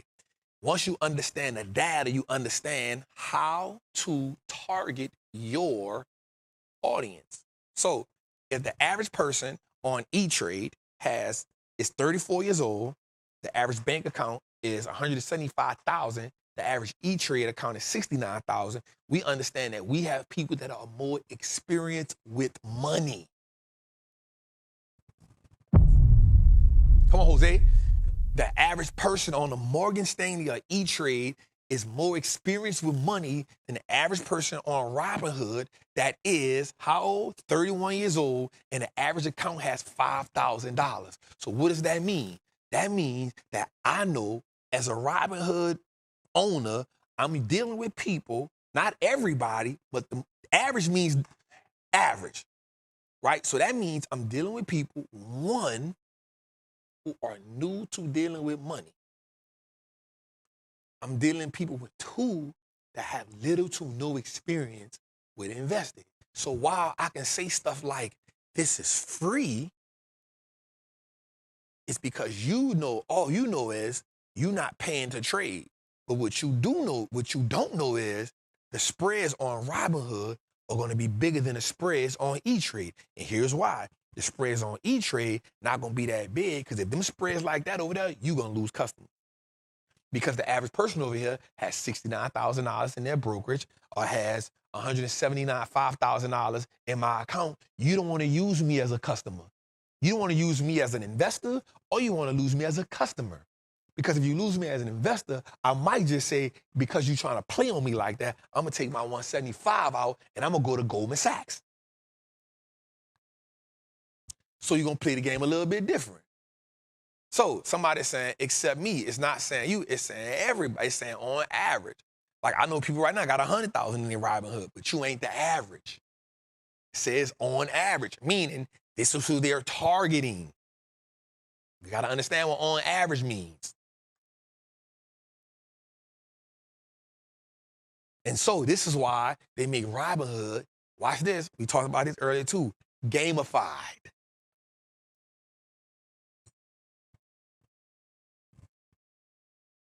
This is why they make it gamified. Because if they gamified and they know that you don't have that much experience with money and that much experience with trading, it's a good chance you're going to stay. And what's the one thing you do when you lose some money? You put some more money in it to do what? Get it back. And what's the chance you're going to do to it again? You're going to lose it again. I got a saying, Jose, write this down. It's about to be really good. Investing is a patience man's game. Watch this. It's about to be good. It's about to be good. Investing is a patient man's game. It's a poor man's hustle and a rich man's successful foundation.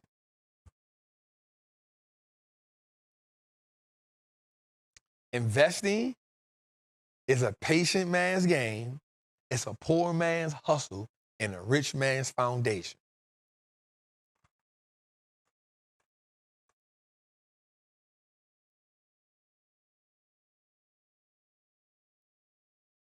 Investing is a patient man's game, a poor man's hustle, and a rich man's foundation, Jose.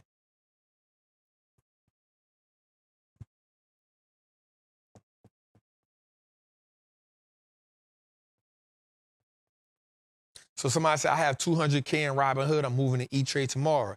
I'm not telling you to, like, I feel you. I feel you. My dog, like, hey, I'm out of here. My dog, like, I'm out of here. I'm not telling you to leave, fam. I'm not telling you to leave at all. I'm just saying that's how the game, you feel me? Think about that, Jose. Investing, I thought about that last night. I tweeted it last night. I say, bro, investing is a patient man's game, a poor man's hustle, and a rich man's foundation.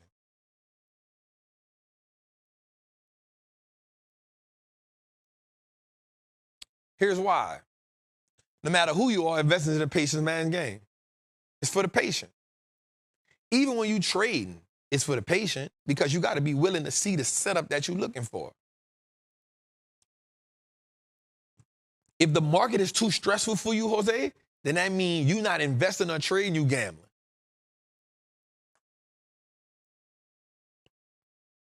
Because the market not stressful. My people ain't never seen me panic about the market. I ain't never panicked. I ain't never got emotional. You know why? Because I know if I zoom out a little bit more, it's going to go my way. I may take a loss here and there, because here's why. I cannot not play this game and not expect to lose some money. I can't play the game if I don't expect to lose some money. It's the nature of the game. You can't live in Louisiana and expect not to ever get hit by a hurricane. It's just part of the game.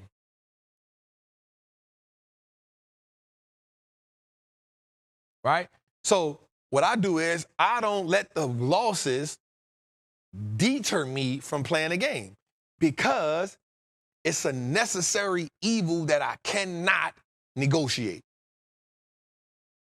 So if I lose some money, bet I'm on to the next one. It's like a quarterback. Some quarterbacks, they'll throw an intercept and that intercept take them down. But they say the good quarterbacks, you throw an interception and you go back to the next one.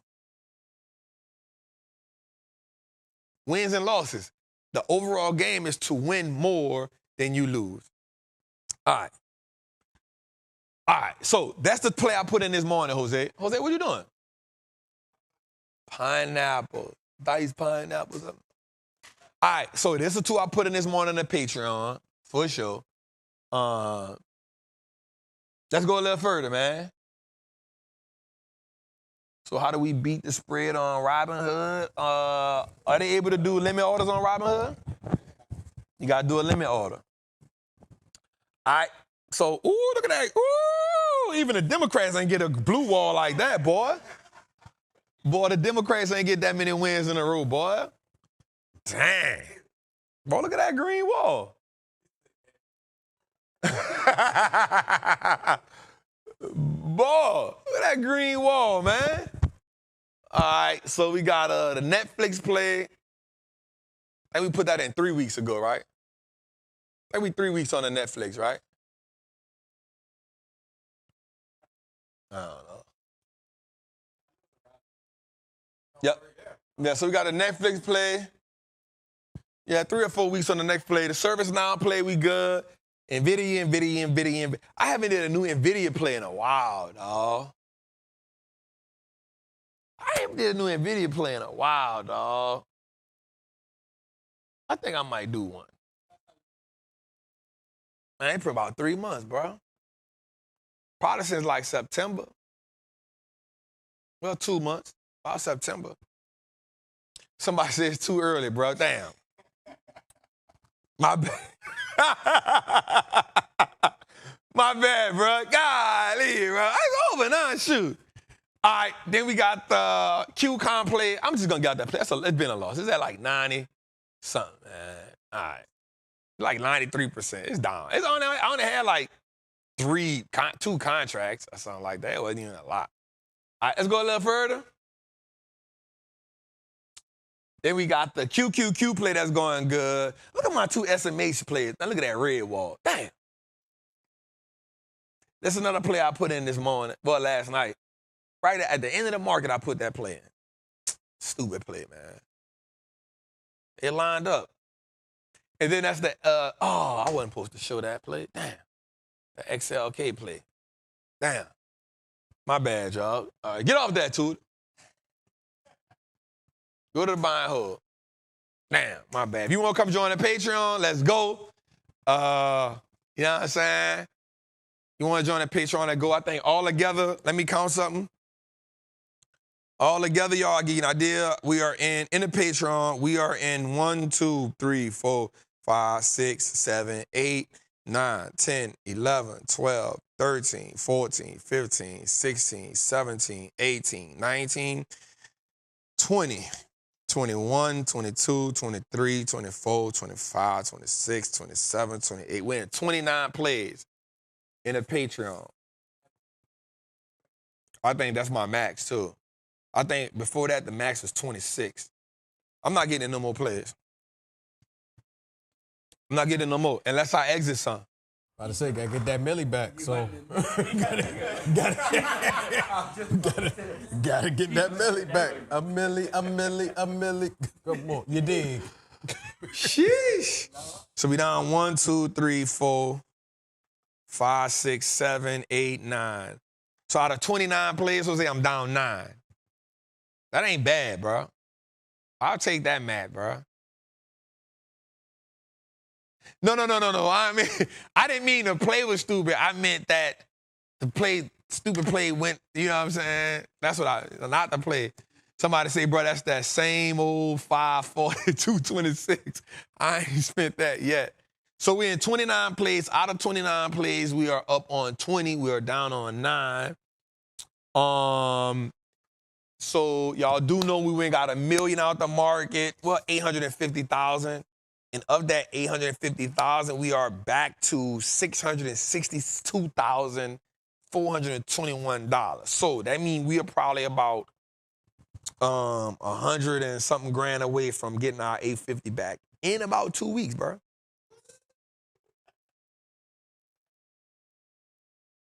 Come on, gangsta. The streets ain't never been that good to us. I know. You hear me? So, all right, so we in our buying hole right now. I'm in 7 of them after I sold 3. Let's go. So this is our buying hole account. We up now. 61% on the year. 61% on the year. And our buying whole account, we probably can hit $500,000. About $500,000. I hope we can get $500,000 by the end of the year, man. That'd be dope. Why not take some profit? We do take profit. Trappin and Patreon, I have a real question. Could you see ASML bounce back? I don't like ASML. I don't like it. It's haven't performed well all year. It doesn't meet what I have. I apologize if this wasn't the right place to ask. Nah, you good, fam. I don't like ASML. That's why I ain't did no plays in it all year. I ain't did no plays in it all year. I don't like how it's been moving. If you look at the performance on it, it's really not a mover like that. Let's look at it right quick before we go any further since you asked me that question. ASML. Look at it. Year to date, the stock is down 8%. I wouldn't even be in an option on ASML. It's in a downtrend performance for the year. Why would you be in a play like that? It's been on a downtrend since July 10th, it was up 50%. It's been on a downtrend ever since. Why would you be there? Not nothing that I'd be a part of. It's not nothing that I'd be a part of. So let's go to our whole portfolio. All right, here we go. Hey, look at that green wall. Hey, y'all see who turned green on us, huh? Y'all see who turned green on us, huh? Even Nike ain't turned green. But guess who did? Deckers. So look, we got Allstate. Look at Allstate up $9 grand. Come on, Sean. Allstate went from 4 to 9. Allstate is performing. Allstate been performing. Come on. That's a good man, Savannah. Costco killing it. Cintas killing it. Look at Deckers. Look at Deckers. Look at Deckers, Jose. We've been fighting that play for months. Finally, I'm selling it. We here. We here. We here. Deckers is up. EME, FICO, Lilly, Meta, NVIDIA, PWR, VRTX. I mean, our whole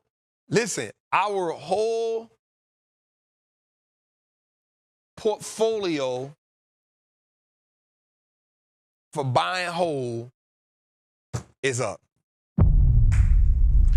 That's 12 plays, cuz.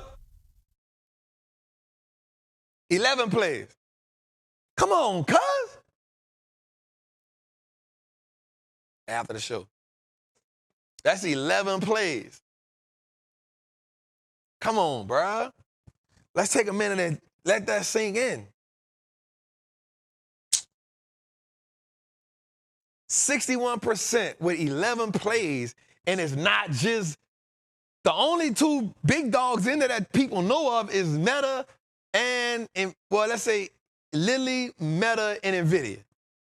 Bro, we ain't got Allstate. Who gonna pick Allstate in their portfolio? Trap, Costco, Cintas, Deckers, FICO, EME, PWR, VR. Come on. Come on, Jose. Come on. Print that money, partner. Whole portfolio green. Come on, man. Don't do that, bro. Put the hedge fund on side of me. Put me on side of any hedge fund, bro.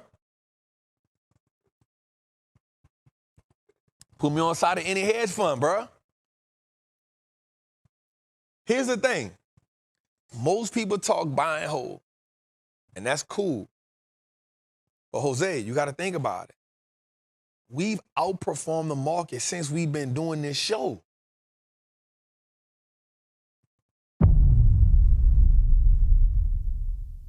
So if I was a hedge fund right now, I'm making people crazy money. Okay, the Trappin hedge fund coming. Bernard, get us ready. Get us ready. We need, you and L, get us ready. We need to understand what's the protocol. We need to understand what's the FTC. We need regulation. Huh?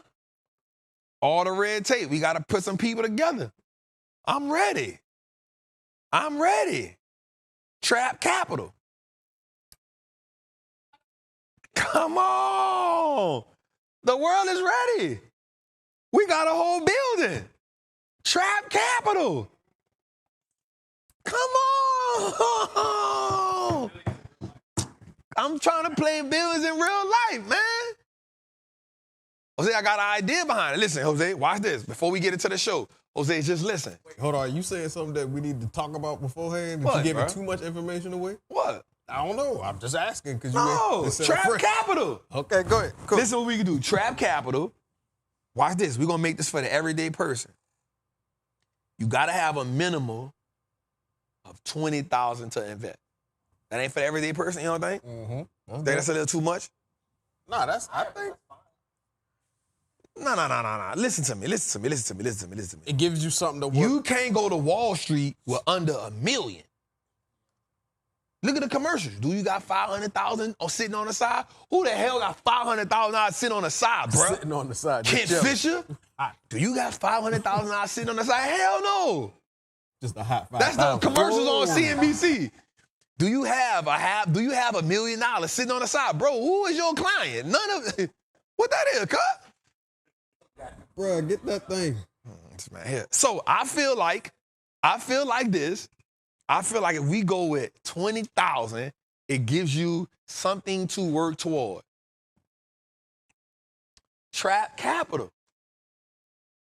Come on, man. We could go minimum. Watch this, Jose. We can go minimum 20 grand, right?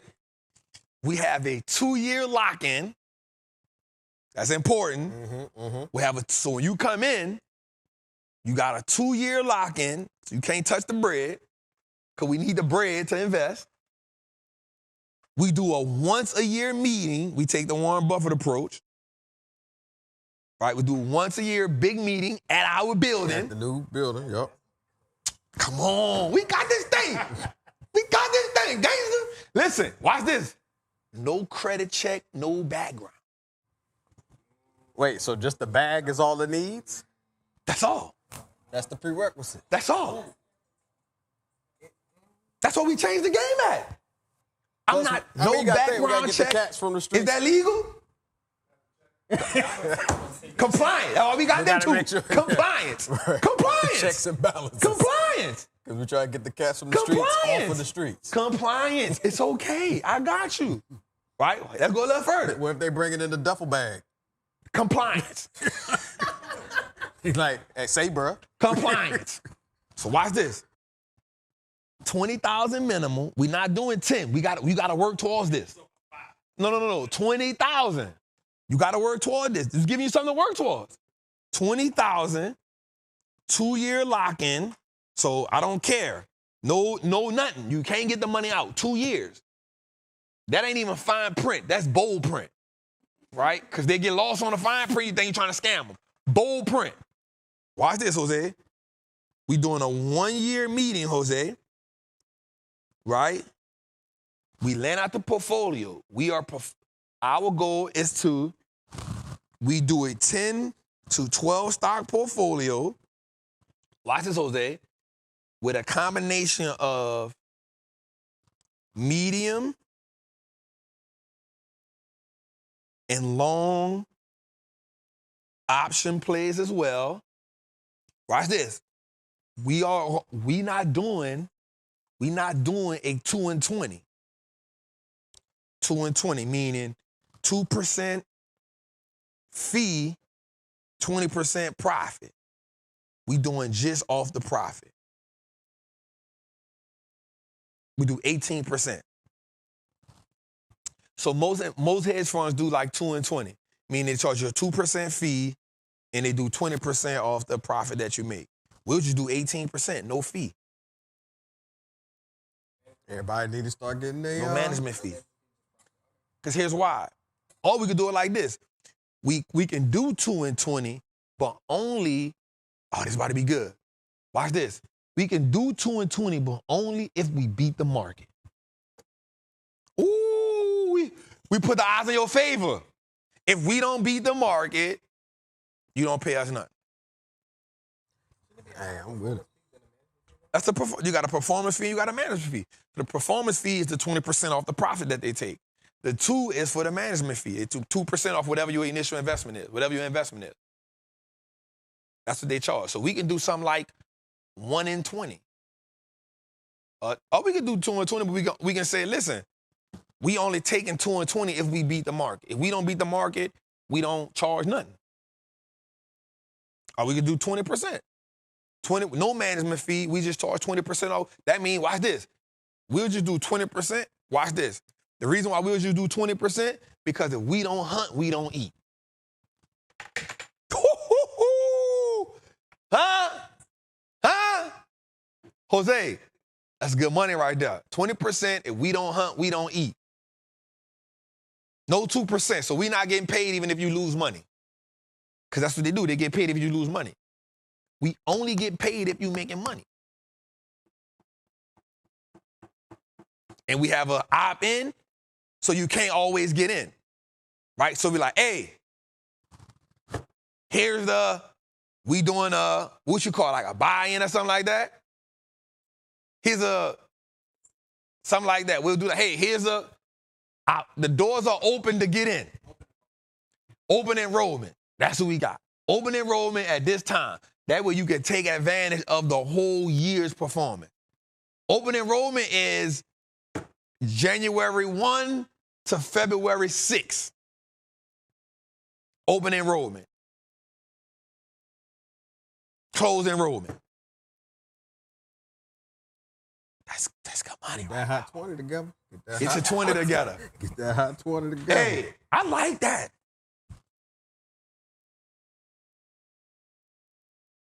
Hey, chill. That's good money right there, bro. That's a whole, listen, I told him earlier, I said, listen, bro, our goal is to make wealth accessible to everybody. So now look, you don't got to go to your full 1K. You don't got to go to, hey, we doing 20%. We don't hunt, we don't eat, we don't kill. And check this out. The recession portfolio is not the trap capital portfolio. Now I'm running 2 different. Come on, boy. I'm in my bag right now.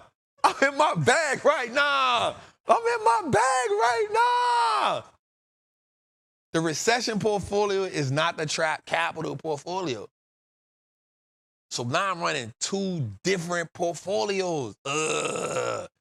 Don't call me questioning nothing. We can't do nothing. And we don't got no fine print. Everything is bold print so you can read. I didn't see that. Yes, you did. It's in paragraph right here. It said it. 2 years. The money got to sit for 2 years before you can touch it. All right, on to the next one, Tootie. My bad. I got caught up. Damn. That's good. We 2 hours in. I ain't talking about a stock yet.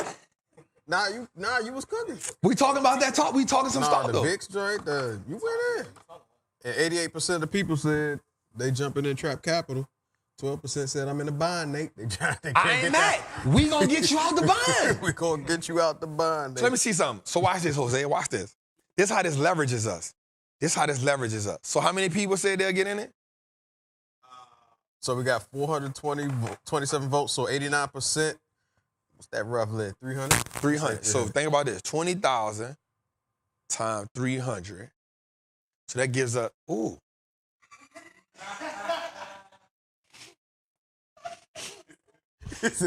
Ooh. To play with. A hot 20. It's that hot 20.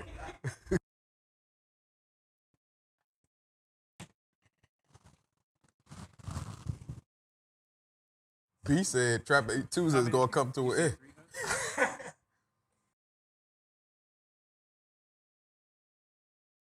Let me do that again. Make sure. 20,000. Y'all do know my math is crazy. I did not. I just How guessed. many people you said it? So right now, let's do. I mean, I just said 300 as a ballpark No, number. tell me the number. So 86% out of 555 people. So the numbers keep going up. So I just threw a number out, and they talking about Jose math crazy.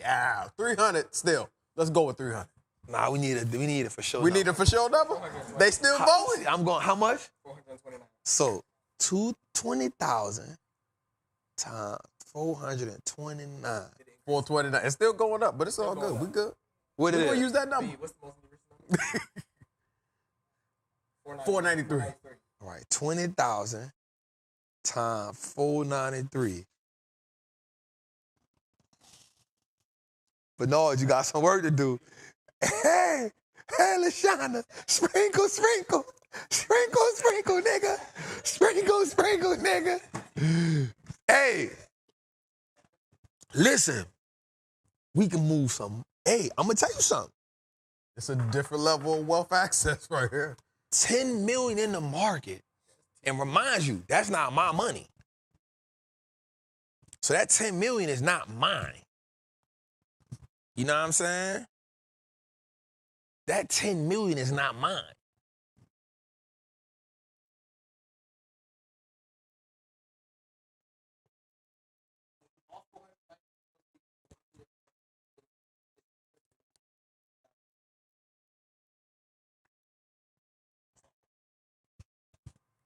Y'all couldn't hear him because But that's just the buy and hold.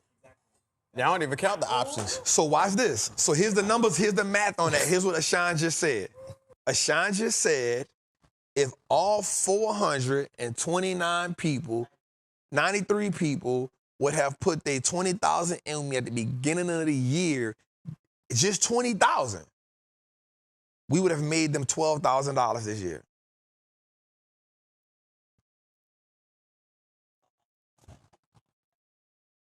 Now watch this.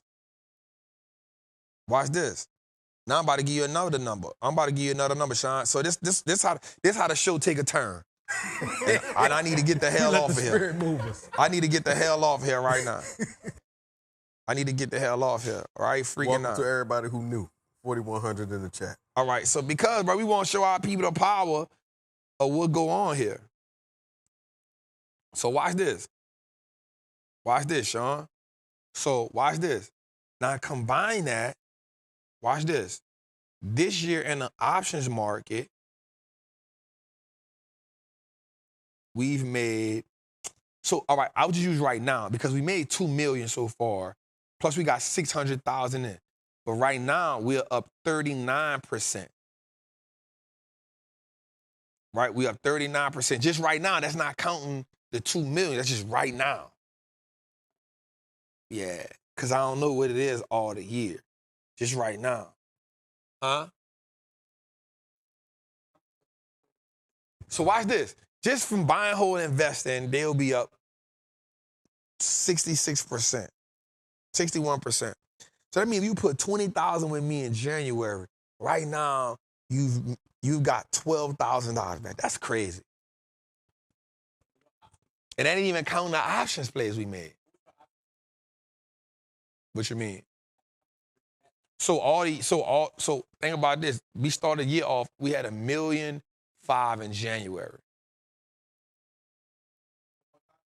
1.5 million in January. And when we cashed out, we was at 4.5 million. So they'll have at least about 30 grand back, 40 grand back, depending on, get ready. Get ready.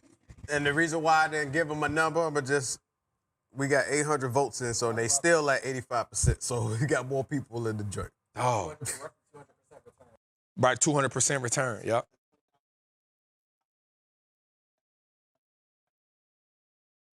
So if they, so you probably have a, so watch this. If we just did options with it, they'd have a 200% return. So that means a 20 would be 60 grand.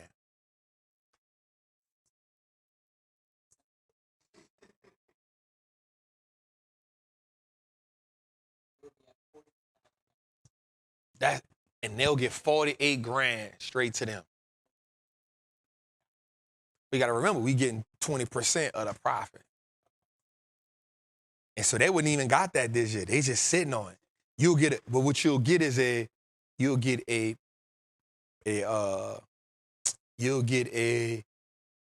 document with portfolio performance. This is what your money did. Bro, that's insane. Then everybody trying to put another 20 in. You can't get it till the next year. Another round. Whatever you put in is for you got that one window to lock it in. Let it ride. We ain't just letting you come in here all year round dumping money in here. Say, bro, I can't get it. No. Yo, don't let me out. Like they're in front of the Yo, club. don't let me out. That's my dog. Hey, bro, we got it. Hey, bro, I'm telling y'all, like, somebody say don't give away my idea. Ain't nothing but a hedge fund. And then what happens when we take it a little further and say, hey, when I partner with Terica and say, hey, let's take this money and let's go buy another commercial building. A commercial building? Man. Going time out. Stay in time out, bro. God ain't never tell you to be broke. I'm telling you.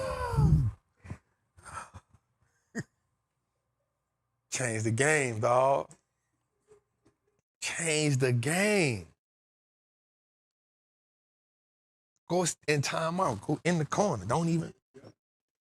Put your arms out. You see it? That's why I turned around. I was waiting for the perfect opportunity to show it off. Y'all tripping. Y'all tripping. I was waiting. I said, I got him. This it. Time out. Go with your move. You got him.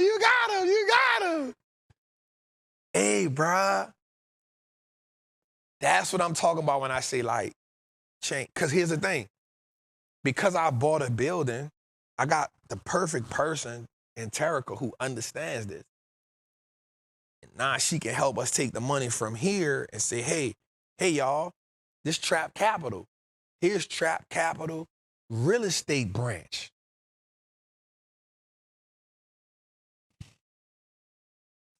Here's Trap Capital, the real estate branch. We got an opening for this much bread. We going to get this apartment complex.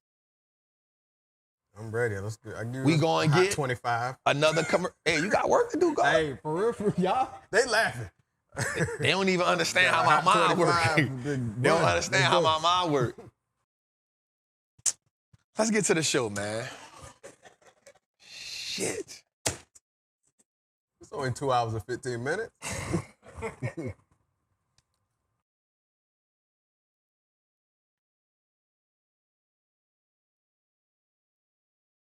And we got 903 votes in there, still at 85%. So somebody say, don't you got to be a accredited investor? That's why we coming in. You getting my credit. You under my name. Trap Capital.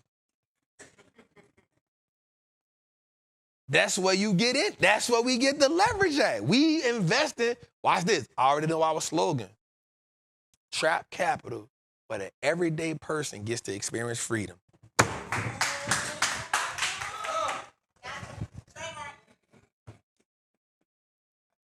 Hey, lock up the puppies, cut. Lock up the puppies. Lock up the puppies. Oh, lock up the puppies. What? Wait, what is lock up the puppies? It's a New Orleans thing. Lock up the puppies, cuz. Trap Capital, where the everyday person gets to experience freedom. Lashana, you already know. It's done. Ooh. Trap Capital, with the everyday. All right, I'm already working on the jingle. Freedom. Something gotta have something at the end. Go on, Toby. What did she put in that IV, bro? I don't know. Oh, Lord. I'm on fire right now, cuz. Miss Cheryl got to come back every Tuesday. Dawg. That's it. Damn.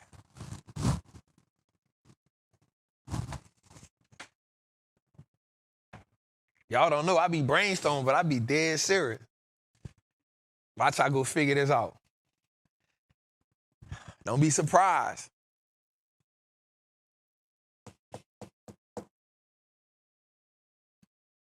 Dang, dog, that's cold-blooded.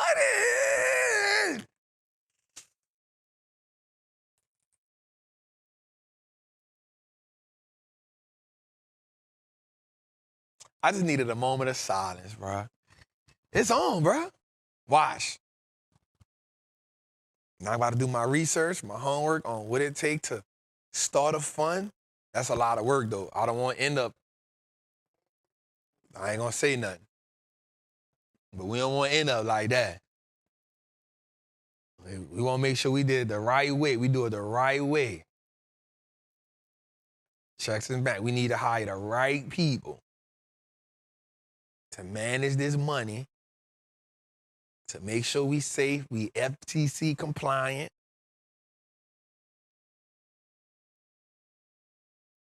Bro, this is so crazy. All right, y'all think it's a game.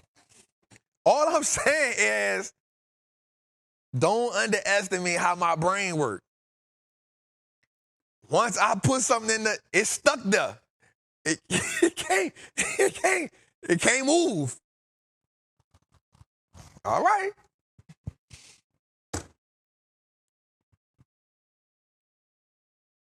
Dog. All right, let's go. All right, today, let's go. Trap capital, cuz. But an everyday person gets to experience freedom. Freedom.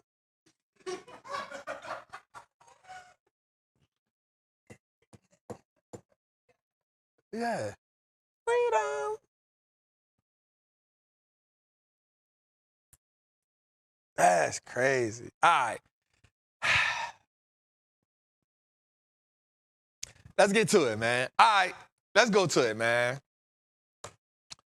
The final votes of the election are here, y'all. So I just want to look at what happened for the election. Tuda, let's pull that up. So we have, let's make it full screen. All right, so we got the final election. So here's what I want to say. So, and the reason why I'm pulling this up is because, Jose, we had an idea. We said it's going to be a close race by the end. We said maybe, I think we said, 40? So the final score was 226 to 312. How do you feel about that? Now, I will say this. The Republicans won all 7 swing states.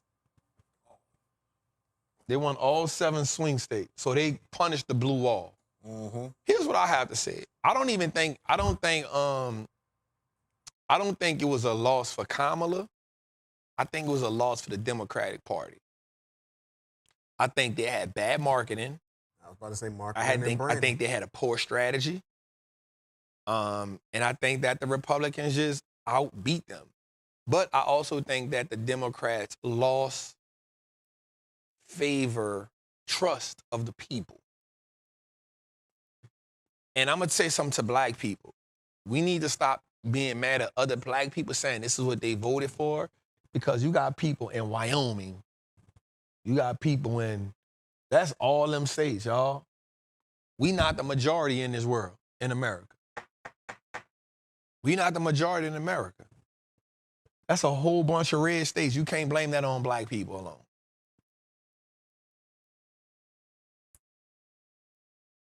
That's all I want to say. Like, we gotta stop. Like, what I'm watching on Instagram, I don't like it because it's like we find ways to not like each other. Divisive. Like, we find ways to not like each other. Like, I made a post yesterday, and I said something, and it was like, all the black people that voted for Trump, this what y'all get. And I'm like, yo, this is not a black or white thing right here, yo. Like, this is an American thing. This wasn't a close race. This wasn't a close race. Now, this is my own personal perspective, but this don't look like a close race. We got to stop being mad at each other. That's 312 to 226. Bro, she didn't get nowhere close to 270. But I don't think it's a Kamala Harris fault. I think she did pretty good for the time she had, but I'm going to just say the whole marketing strategy was wrong. I think the approach to go to the election was wrong. I think that they understood. I think that, and if it is my personal opinion, I know people going to be mad at me and they going to throw rocks at me. I don't care. I think that the Democrats knew a year ahead of time that Joe Biden shouldn't have been running for president. He ain't just now start falling on the steps and calling people name wrong, calling her Donald Trump and all this other stuff, like going overseas, having freaking conventions with head of states, and he calling people the wrong name. You calling people the wrong name in other countries. Why that? You about to start a whole war. Right? So I think the Democratic Party, what they need to do, they need to do what the Republicans did. When the Republicans lost to Joe Biden, they had 4 years to sit back and say, hey, here's how we come back at this. We already understand the rule book. We already understand the playbook. Let's rock. And instead of them, here's the crazy part. So people always say like, well, Donald Trump is putting all of his stuff out there. Still don't mean you can't use it against him. So what? And I just think there are ways, by me being a person that understands marketing, and we talked about this earlier, like by me being a person that understands marketing, right, like there's a way to market that. Again, it's not a Republican or a Democrat thing. It's not a white or a black thing. This is a American thing. 226 to 312, that means, yo, she wasn't nowhere near close to winning. He won every swing state. Every swing state. He won states that Joe Biden won. He flipped them. And here's the crazy part. When we was looking at it, they were saying he flipped states that he didn't even do groundwork in. We were sitting here watching that. They were like, yo, he flipped states that he didn't even do groundwork in, states that she did groundwork in. So to me, that just said like they had a poor strategy as a Democratic Party. And I think that we as a people got to stop blaming her and look at the entire campaign of a Democrat. Also, let me go further than that. And let me say this, y'all. Just like in the stock market, every position that we have in our portfolio has to earn our investment. I think we shouldn't just go to parties because we've been taught to go to parties. I think every candidate moving forward should earn our vote. That's just my take on that. But this shows you this wasn't a close election. And I don't think it's her fault. I think that the Democrats have to re-strategize. Just go a little further to it. Elon plays the game well. Elon Musk is up $70 billion since Trump and the Tesla surge. Most of Elon's vote is wrapped up in his holdings of Tesla, and there were 4 trading days since the election. The electric vehicle maker has soared about 39% and lifted the company's market cap well past $1 trillion. Now, this is my personal opinion. I personally don't think Elon Musk cares who's in office. I think he played the game. I think he looked at the candidates and said he has an agenda to make happen, and he decided who was best fit for his agenda. This is just my personal opinion. Right? I think that he looked at it and said, okay, here's the agenda that I am attempting to go after. And he decided that the Republicans were better fit, or Donald Trump was better fit to help push his agenda. And I think what he did was he used his biggest resource, which was his money. And he used his money loudly. He used his privately owned platform, X, to push. I don't even follow him on Twitter. And all I saw, I was like, damn, bro must got a robot tweeting this stuff. He tweeting every 2 minutes. He used his money and he used his private platform to push his agenda. Here's why I think the Democrats messed up at. You had a person like Mark Cuban, who is well respected as a billionaire, and you didn't want to entertain him. You didn't want to entertain what Mark had to say. Donald Trump is a businessman who understands media. If you don't know nothing else about Donald Trump, he understands media. So he went to every media platform. He used it to his advantage, which is why I said, I just think the Democrats didn't have a great strategy for this election. I don't think they treated it like a presidential election is supposed to be treated. And here we are. We have a man that has increased his wealth. He's over $300 billion in wealth. Got the exclusive Make America Greater hat on right now in the picture. Right? I want us to understand this, though. Watch this, though. We had Don Peebles for sure. And I think the Democrats just didn't take, I don't think they used, like even when you used Beyonce, I don't think you used that right. You didn't leverage that right. You didn't leverage Taylor Swift right. You didn't leverage those, you didn't leverage that right. You had somebody like Charlamagne the God on media, right? You didn't leverage him right. He's a voice no matter what. You didn't leverage the media right. Also, what I'll say is,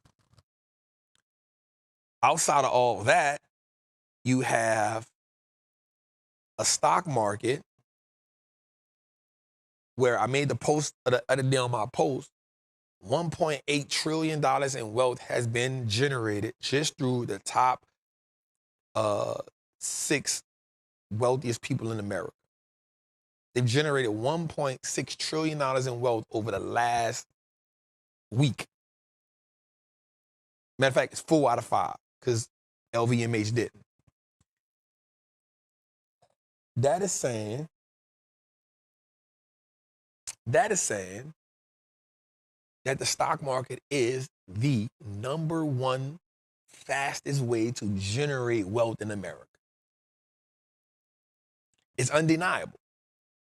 I don't have nothing against real estate, but you didn't see, watch this, no real estate billionaires increase their wealth that fast because real estate shot up.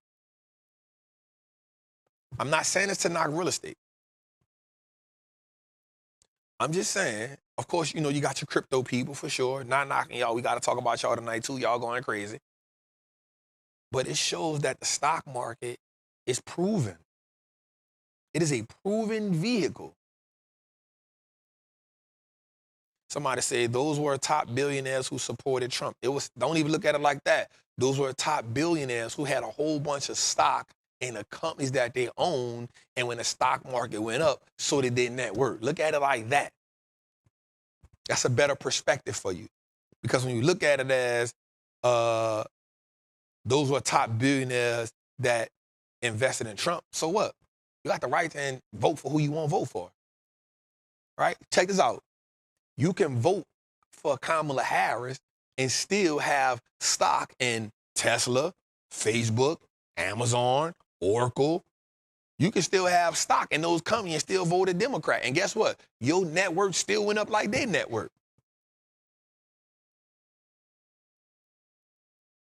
So somebody said real estate is proven to last for generations. I'm not taking it away from it either. Stocks is proven to last for generations. Warren Buffett has been one of the richest men in the world since we've been born. That's generationally. Bill Gates has been on the top richest man in the world since I was a kid. He went from the richest man in the world to now he in the top 5. That's generationally. So it's proven. Stocks are proven to last for generations as well.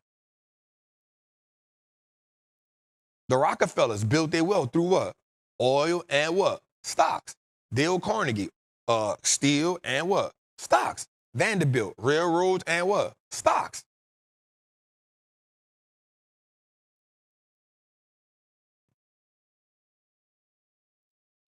So I'm not taking nothing away from real estate. Real estate is a proven way to build wealth and do what? Decrease taxes. I'm just saying you use stocks to grow it. You use the profits from stocks to seal it.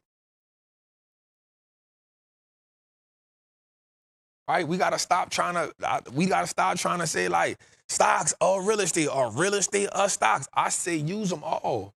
Use stocks, use real estate, have a business, get into crypto, do it all. Don't limit yourself. Because the asset don't care who own it. You could have voted for Cornel West and still got your stocks to go up. You could have went independent. You could have went anywhere you wanted to go and still had your net worth increase because you own Tesla or you own Amazon or you own Facebook or you own whatever company. All I'm saying is don't keep letting them increase their wealth and quadruple their wealth while you sitting on the side mad because a Democrat or a Republican got in office. That's what I'm saying. Don't sit on the side mad because the person, whether it's Democrat or Republican, got in office and you letting that get in the way of building your wealth. Let's go to the next slide. So the future technology. So NVIDIA is in talks with to invest $75 billion with Elon Musk in an AI startup. According to reports, Musk is anticipating a second round that could value this thing at $75 billion. This dude's just on a takeover. Again, when we think about stuff like this is what makes me say that he didn't care who was in office. He just understood who was going to get his agenda.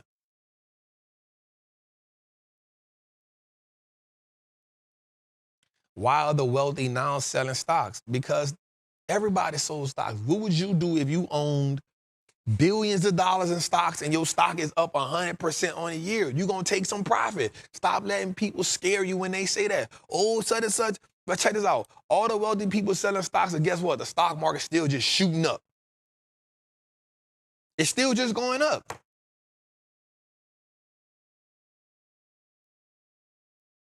It's still, bro, like, don't you think about taking profit sometime? People always oh man, they taking profit. They got a commercial that come on CNBC every 6 minutes. These are the wealthy people that's selling NVIDIA stock, but yet the stock's still hitting all-time highs.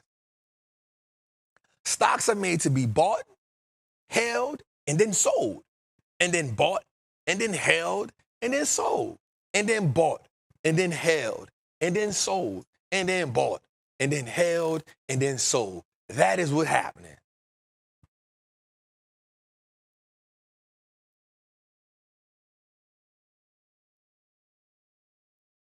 Let's go a little further to it. All right, going against the market is a losing bet. So watch this. Tesla short sellers face a staggering $5.2 billion in losses in just 3 days as Tesla stock has surged nearly 30% in a week. Hedge funds holding short position against Tesla scramble to reduce exposure, with a net short position dropping 17% by 7%. Despite widespread struggles, the electric vehicle has outperformed, making it challenging to costly target short sellers. I've said this a long time ago. You can only short the market in pockets. You cannot be a long-term short seller. You got to short the market in pockets. You try to short the market for the long term, it's a losing bet. If something go up 79% of the time, that means you got a small window to make money in shorting it. Go a little further to it. All right, the largest stock market in the world. This is why everybody want to be in America. Listen, man, $54 trillion market. The next biggest market is China, then Japan. The reason why I'm bringing this up because last week we talked about all the different markets that you can invest in. The one that's not up there is Jamaica. It's a smaller market. It's been outperforming the American stock market. But look at it. America, China, Japan, India, Hong Kong, France, Canada, Saudi, UK, and Germany. This is why so many people want to be a part of the American stock market. is more liquid. Jamaican stock market has outperformed the American stock market, but it's such a small market. Remember, the stock market is a outlook at the economy. So let's go a little further, man, so we can get to it. All right, inflation is dropping. So here's what I wanted y'all to see this today. 1 year ahead of inflation. So inflation is definitely dropping real fast. And I want to know how y'all feel about it. I want to look at the report that came on. We got a CPI report that came out that showed that some things are really moving in our favor. But is that showing up for us at the gas tank? Is it showing up for us at house? If inflation is dropping, they're all trying to get it to 2%. That's a way to go. Watch this. 1 in 3 year ahead of expected inflation, meaning inflation is definitely ahead of where it's going to go at. Here's why this is important for us. Because this is talking about what we are spending our money on and how our money is getting maximum usage.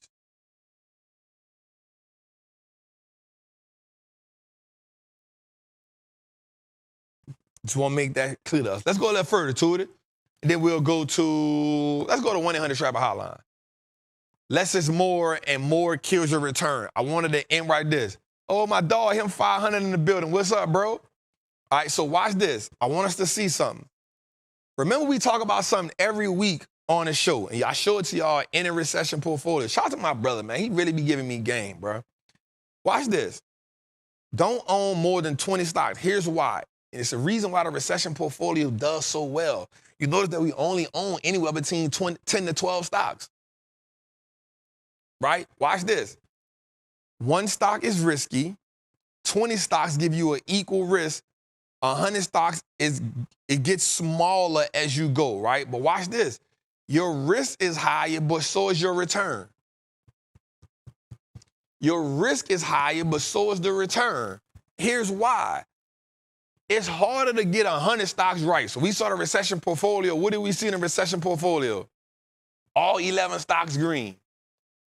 But if you got 20 stocks, it's harder to get 20 right than 11. It's harder to get 25 right than 20. It's harder to get 100 stocks right. So if you got 30, 40, 50 stocks in your portfolio, you are probably diminishing your returns. Let's go to 1-800-TRAPPIN hotline.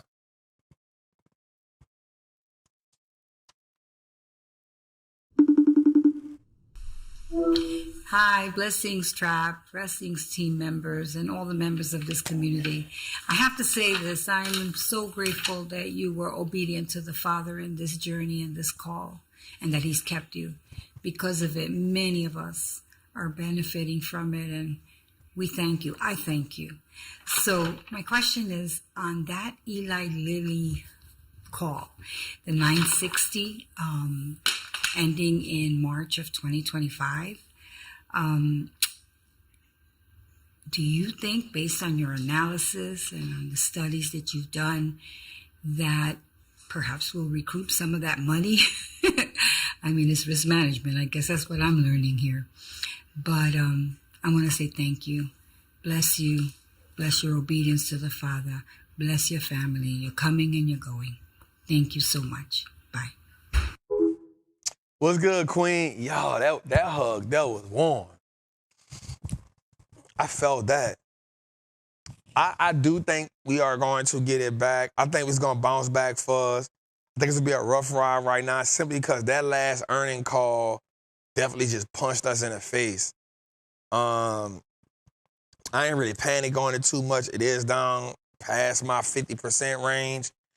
I ain't mad at it. I am mad at it because you can't, the CEO goes from, and they showing the numbers that, we not even much marketing this thing, and these numbers are through the roof. And then you come back 90 days later, and you give us this mixed call, and it didn't even make sense, which was why what really made me mad was when, like, the FTC had to get in, because the FTC was like, yo, how you go from we making all this money from not marketing it to, hey, it's mixed in, and we don't. So that kind of made me mad, because it just make me look like something was right? So I'm just watching it. I'm making sure I ain't out of it. I'm still in it. It's a March call. You know, we'll see what it look like. I ain't tripping on it too much. I won't see what it do. If you was to cut it, I wouldn't be mad at you for cutting it. That's just where I'm at with mine. You know what I'm saying? Like, I didn't cut it yet. It did pee me off. But that earnings call is what did it. And then the Novo Nordisk call came, and they had bad numbers too. But I just set it out. We'll see. You know, we got time. We got March, so we'll see what it look like. So I'm gonna sit it out, Queen. I'm here. I ain't rocking. If I get out of it, I'm gonna let y'all know I'm gonna get out of it. So far, I'm still riding it out. You know what I'm saying? So let's go. Great call, Queen. Hey, Trap. It's Leslie calling in from LA. I have a question about my Roth and traditional IRA. So I have both. They are currently in a target date fund, and I want to roll those out or roll those into a self-directed fund.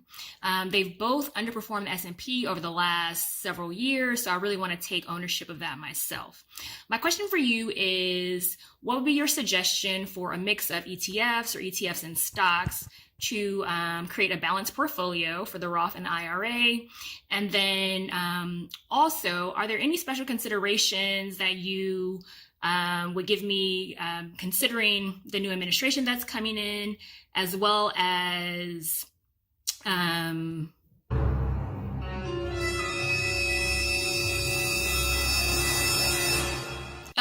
the S&P 500 predictions that it's only going to grow by 3% over the next 10 years. I have about 30 more years to retirement age, so looking forward to your feedback. Thanks so much, Trap. Oh, you did that, Jose? Yeah, she was thinking for like she had the question mark face for that whole time. Yo, that was crazy. She was like, oh, that's it. You know we love our trappers. Another warm hug for sure. Shout out to the young queen, man. You know what I'm saying? What I will say is, first of all, because watch this, what I'm about to tell you. Some companies actually charge you an extra fee for going self-directed. I just figured that out. Some companies will charge you a small fee for going self-directed.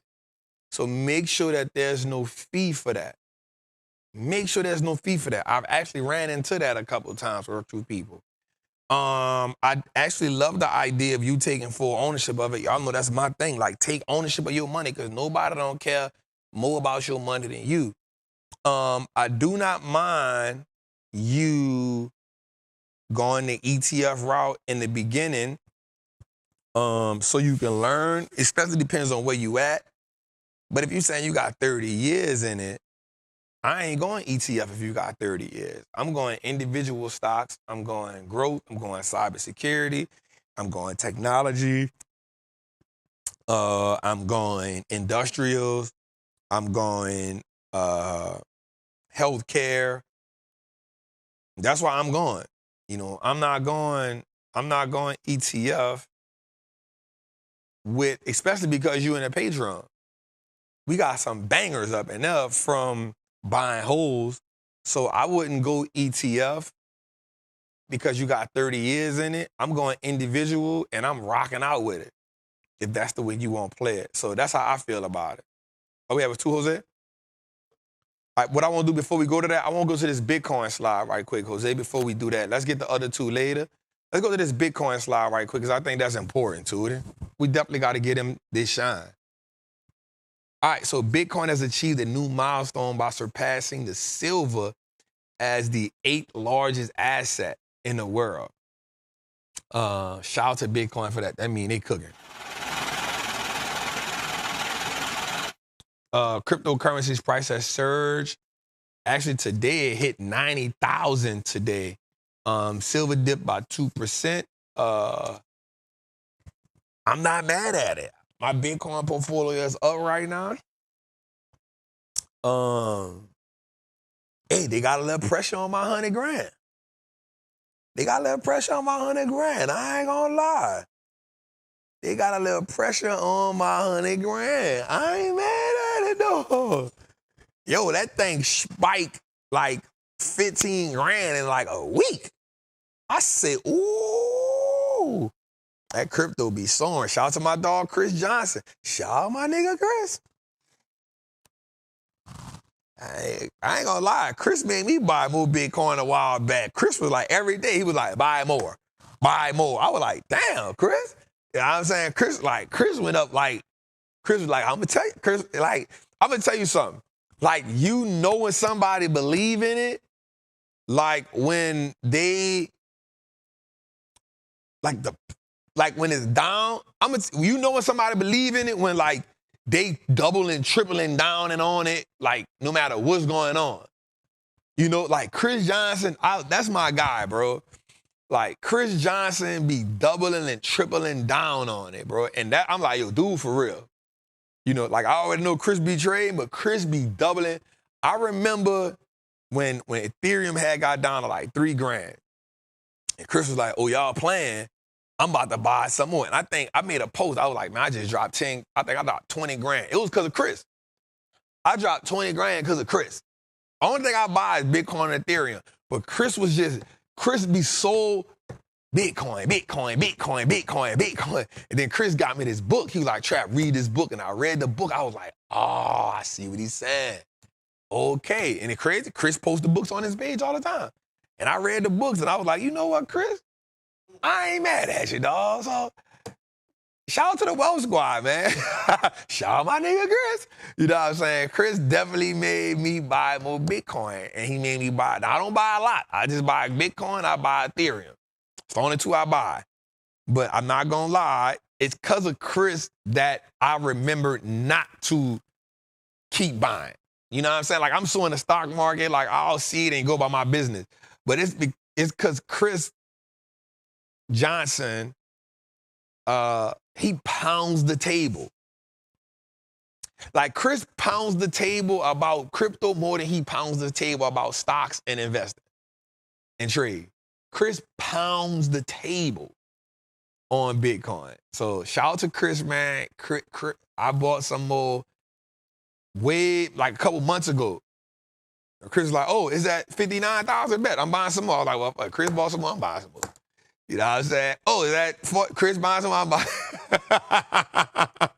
So shout out to Chris, man. Like, Chris pounded the table. And Chris was like, hey, I don't care what you buy. So shout out to Chris Johnson, man. What's the book? I don't know. It's on Chris' page. So shout out to Chris, man. Chris is the reason why I bought some more crypto, for sure. I ain't mad at it. Yep. Hey, Jose, they got pressure on me, Jose. I guess my question, you think that people gonna be dumping? Or do you feel like, hey, since it's up and they scared? No. Crypto people don't dump. So you think they just gonna run it up? No, crypto people don't dump. Stock people dump. Crypto people they're lunatics. Crypto people are lunatics. And I mean that in the most dopest way. Like, bro, like. They are ravenous. They be in our chat. Crypto people are lunatics. Like, in a good way. I don't even mean it in a way like, man, they crazy, like, to do something stupid. Like, they're lunatics because, like. It's a religion to them. You could be like, bro, like, y'all ain't made no money in 2 years. So what? Crypto to the moon. What, dog? What, bro? You made no money in 2 years. Crypto to the moon, dog. To the moon. Like, what, bro? It's a religion. You're dying over here. Bro, you're 1 foot inside the crack house and 1 foot in prison. And you crypto to the moon. Bro. That's why. Yeah. Now, they lunatics. But here's the thing. I love it. Yeah. I love it because that's the kind of passion you gotta have to believe in something. Yeah, dedication. Cause that's how I am about stocks. So that's why I enjoy Chris. Cause Chris trades, Chris loves crypto. You dig? And so But see, I see them being lunatic over a specific coin. No. Versus- They're not the real ones. You know They're what not I'm the real ones. They're crypto lunatics. Just No, they crypto love it identity. all. They go to talk about polka dot and look at it. I'll be like, bro, I don't know about none of that. I just know Bitcoin, Ethereum. That's all I'm doing. No, Chad, you got to look at Solana. You got to look at Stellar Lumos. And no, I'm not looking at nothing. I'm looking at Bitcoin. I'm looking at Ethereum, dog. No, Chad. Hey, I'm about to block you. I told you Bitcoin and Ethereum. You telling me about 19 other ones, man? Look at you about to get blocked, dog. But the crypto people crazy. I love them. I love them. Listen, I'm talking about. I'm on some, bro. I'm killing it over here in the market. So what, Trap? Crypto get better return. I'm like, bro, it don't matter. I'm making money. So what? Crypto. How much you making? Crypto. The stock market about to die. You serious, bro? Yeah, it's dead. It's over. It's an old man sport. Yeah, it's an old man sport. Bro, I just made $1 million. I don't care. To the moon. Crypto or die. To the moon. Damn, I can't get no credit. No, we don't care about that. Or a game. Like, damn, you playing a whole white man game. God damn, girl, who you think the rich people in America is? Look, I was talking to my boy the other day, and he was like, my affiliation. He was like, man, I'm telling you, I need to get on that crypto. And I'm like, bro, we didn't even talk about that. We talking about, our ladies and stuff. No, bro, the crypto, like, I'm telling you, the crypto people go crazy, yo. I love them. I love them because they don't care what you say. Nah. I don't care. Almost like, I was about to say the MLM people. I stay. You know, they'd be like, Leave hey, that bro. alone. Bro, I love them. I don't have nothing against them, dog. I love them because they don't play. They don't care. Crypto or nothing. The dollar ain't backed by nothing. I said, well, what you trade the crypto in for? But you know, I said, but when you cash the crypto in, what are they pricing it? What's the price? What's the $60,000? The $100,000 that you see is worth? What is that worth? What is that they using? That's what that is. Pigskin? What is that? Pigskin? What is that? Rupees? What is that? Pork bellies? What is it? Just tell me what it is. You tripping? I said, but no, I just want to know what is it? What is it? Say it with me. USDA. That's what it is, cuz. Now, it ain't backed by nothing, but what is it they cashing it out for, though? That's what I'm asking you. I'm asking you one question. You cashing out the crypto for what? Crypto is backed by the thing that ain't been backed. You feel? I get it. All right, the crypto ain't backed by, the dollar ain't backed by nothing, but when you cash the crypto out in your account, what you gonna get for it? Bacon? Just tell me what you gonna get. That's all I want to know. You gonna get gas? What are you cashing it out for? That's all I want. Listen, they go crazy. I love them. I'm telling you, when I say I love the crypto people, because they don't care. They don't care. All they see is crypto. I'm telling you. I say, well, tell me a year when the dollar not gonna be no good no more. I don't know. So I love them. If you that enthusiastic about something, bro, that means you love it. So I love crypto. Let's go a little further, Tootie. Right? Crypto gold rush is here. $765 billion was added in cryptocurrency in just over a week. Bitcoin achieved its highest single price increase ever. In one day, it jumped. You know what I'm saying? That was crazy. The impressive surge makes the best week return since March 23 Bitcoin ETF. That's the crazy part. Them Bitcoin ETFs been going crazy. BlackRock going crazy. One of the plays that we made today was because of what I've been seeing in that. So, for sure. All right, let's go to our other two 1-800-TRAP hotline calls. Shout out to my crypto people. Thank you so much, Jose, for taking my question this evening. It's Ikea from Detroit. And I want to say, first and foremost, I feel like I'm speaking for the entire community when I say Trap, Mr. Leon, We thank God for giving you the vision. And we thank every member of your team for helping you to see it through. You guys are worth more to the people than you realize. Like, whatever you think you're worth, add more, add text. It's true. And thank you again. So here's my question for a new investor. Even those of us who have built up our fortitude, and we don't have knee-jerk reactions, but what advice would you give to new investors to hedge our investments, to just protect our investments and our accounts from those times of uncertainty? Would you just say ride it out and stay in position, or what techniques would you give to a new investor? Thank you so much. Another warm hug, man. Warm hugs is in. Jose, you starting to be biased. No, You starting to be sometimes I biased. can't get the warm hugs in. The warm hugs, flooded in. the warm hugs are the selling point of the show. Shout out to the D, man. What up, dog? I got to go to Detroit, bro. I've never been to Detroit, bro. I think Detroit need to see me. I think I need to see Detroit. Lashana, 2025, we going to Detroit. We not going right now. It's too cold. It's about to get cold. We don't do stock market in the street in the cold. I don't know if we doing stock market in the street in Detroit anyway. Nah, we love Detroit. We love the streets. I think that, first of all, Queen, thank you so much for telling us add tax to what we work. We want that. We appreciate that so much, Queen. What her name was? We didn't get the Queen name? All right. So there's a few ways we can hedge. One of the ways that is a great way to hedge is when so let's say like you invested in, this is just some free game right here. Let's say you invested in technology. A great way to hedge that without doing too much is to get a technology inverse ETF. So what that'll allow you to do is, without you having to actually trade options, you'll make money from the inverse ETF as the stock market is going down. So it's actually like doing a put option or shorting the market by just buying an ETF. You know what I'm saying? IKEA. Okay, her name was IKEA. I didn't get to hear it. Appreciate you, Queen. So beautiful. So that's a great way to hedge, right? You can buy inverse ETF, and that's a great way for a beginner.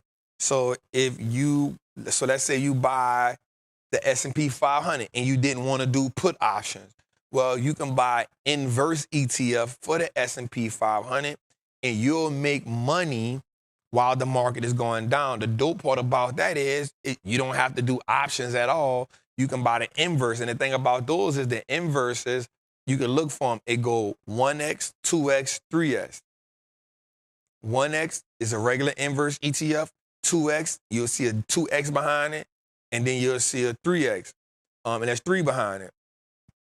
And so that means if it's a regular inverse ETF, when the stock goes down $1, it goes down $1.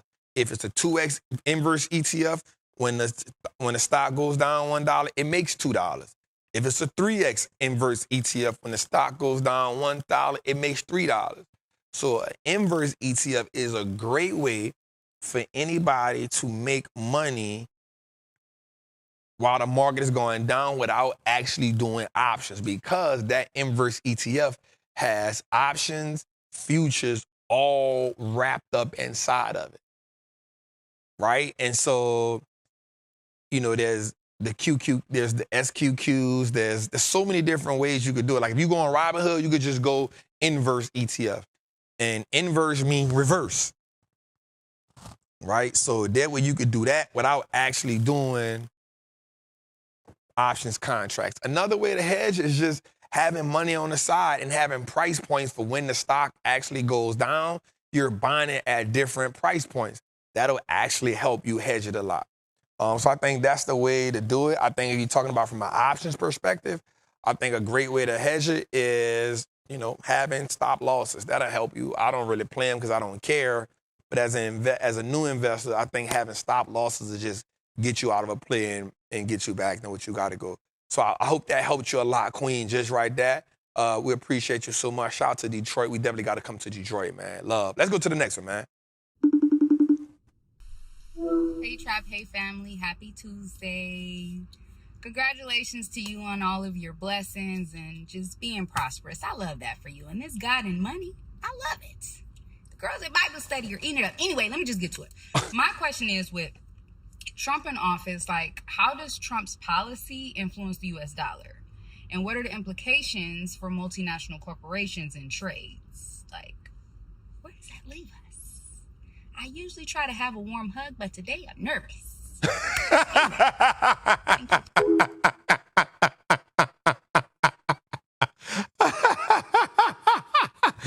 She said, but today I'm nervous. Oh, man, that is amazing. Shout. Listen, the warm hugs is in a building, you hear me?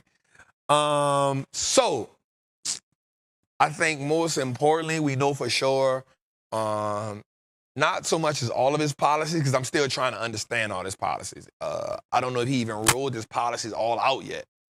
So we still learning them. I'll be wrong if I said to give you an answer on that. I will answer it this way. Here's what we do know. We do know for a fact that Trump will implement tariffs on a lot. So companies that have a lot of exposure to China, he gonna make them pick a side. He's going to make them pick a side. And I would never forget, he beat up on Apple for a long time when he was in office. Like, he was on Tim Cook hard, like, yo, I don't care what you gotta do. I'm putting tariffs on this. And Tim was in a blender, but this would let me know Tim was actually a great CEO. Tim went to the White House and had a conversation. And all I remember was the Apple talk calmed down. That's all I know. And I remember saying, oh, Tim bought that life. Tim bought that life. And I read an article that said Tim is the first publicly known CEO that is a gay man. I was like, oh, I didn't know that. Yeah, I didn't know that. I read an article on that. That was real cool. So Tim went to the White House with that smoke.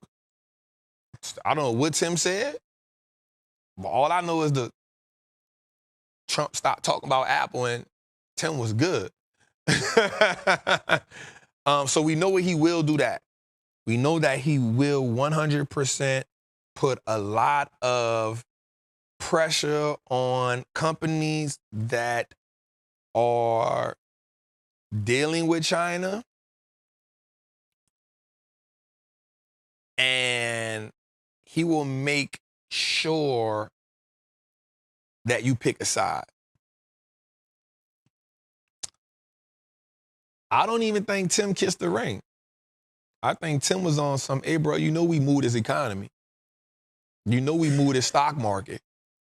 You want to see your people get some bread, you better chill out. You can put these tariffs on me if you want. I got 2.8 million people that use this iPhone. Don't play with me. I think there was a negotiation. He told Tim, hey, you got to do some things. And then before we knew it, Apple increased the dividend. Apple did a buyback. I think it was a good negotiation party. Y'all got to stop. See, you know what I don't like about people here? We hear one term, kiss the ring, and everybody just start, kiss the ring, kiss the ring, kiss the ring. No, it's called negotiation. You give a little bit, I give a little bit. You do a little bit, I do a little bit. Understand who we are in this market. We are the big company for a reason. Know that if we fall, the whole market falls. Don't play with me. You push and pull. They had a sit down. They talked about it. Hey, all right, bet. You know what I'm saying? Like, let's have a conversation. So I think that's going to be a thing. I know another thing I'm interested in is I want to see how this, I want to see how, so he wants to get more products made in America. Now, I was looking at something today, yesterday when I left New Orleans, I got me some earpods. And I noticed that it said earpods made in our California location. And I was interested. I was like, And immediately made me think about Donald Trump. And the reason why it made me the reason why I made me think about him because he wants to get more products in America made. And because he wants to get more products in America made, it costs more to get products made in America. So I want to see how his fight with Jerome Powell is going to be. Because if you remember when Trump was in office, he had a beef with Jerome that was out of this world. Like every 3 days, he was on there calling for Jerome's job. So and the first question he asked Jerome Powell when Trump got in was, if Trump asked you to step down, would you do it? He said no. So I'm willing to see how that relationship is going to go. I'm also interested to see what is going to happen with more products getting made in America and how that's going to hit, how it's going to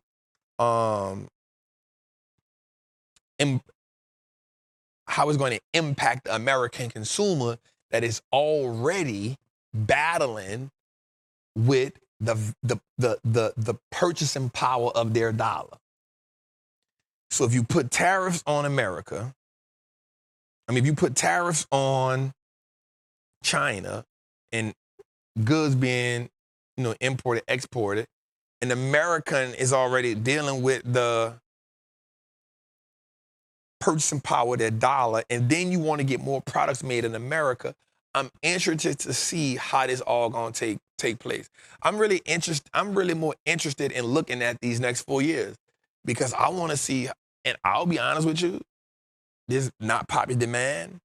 I don't think though America is going to be as bad as people think it's going to be. I think there are going to be pockets, but there are pockets with every candidate. So I'm interested to see how America navigates through these next 4 years. I'm also interested to see how the Democrats bounce back. I'm interested to see in the next 2 years, what do they do to get back some of that positioning that they lost? I was talking to Cuz the other day, I think that was Cuz, and we was like, yo, there's not another election to 2029. And I was like, dog, that's, when you say it like that, it's like, damn. You know what I'm saying? So I'm real interested in seeing that. So that's my thoughts on that, man. What we got, Jose? All right, so that's it, man. 3 hour and 8 minute show, man. I know y'all asking what flushing and flip it with. I know we went a little first, so I didn't want to get into that and make it a 4 hour show. All right, so that being said, man, I ain't gonna keep y'all too much longer. It's an amazing show tonight. We love y'all. We appreciate y'all.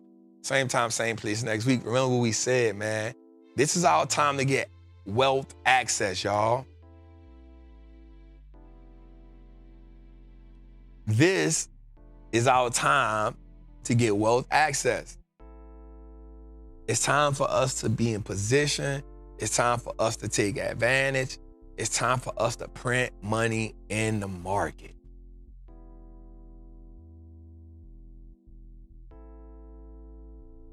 Let's not get so caught up in politics that we forget to position ourselves and our families. Let's not get so, the election is over, y'all. What's done is done. We got 4 years of whatever is to come. And we see they active. So it ain't time for us to sit on our hands. It ain't time for us to put our head between our laps. It's time for us to say, okay, this is going on. Let's get to it. And our wealth is what we can control. We can't control politics because let's face it, even if we put the person that we want put in office, that don't mean they're going to do what they said they was going to do. It just means they told us the right things to get in office. So I'm going to let y'all sit on that for the night, man. I love y'all. I appreciate y'all. Same time, same place, next week. Listen, before the night over, maybe you want to come join Trappers Anonymous. That go to the link inside the chat. We are doing a special episode for Thanksgiving. So while y'all eating that turkey, make sure you get your family to tap in. Hey, the God and Money shirts are not available just yet, but we just want to see how that look. You know what I'm saying? For y'all.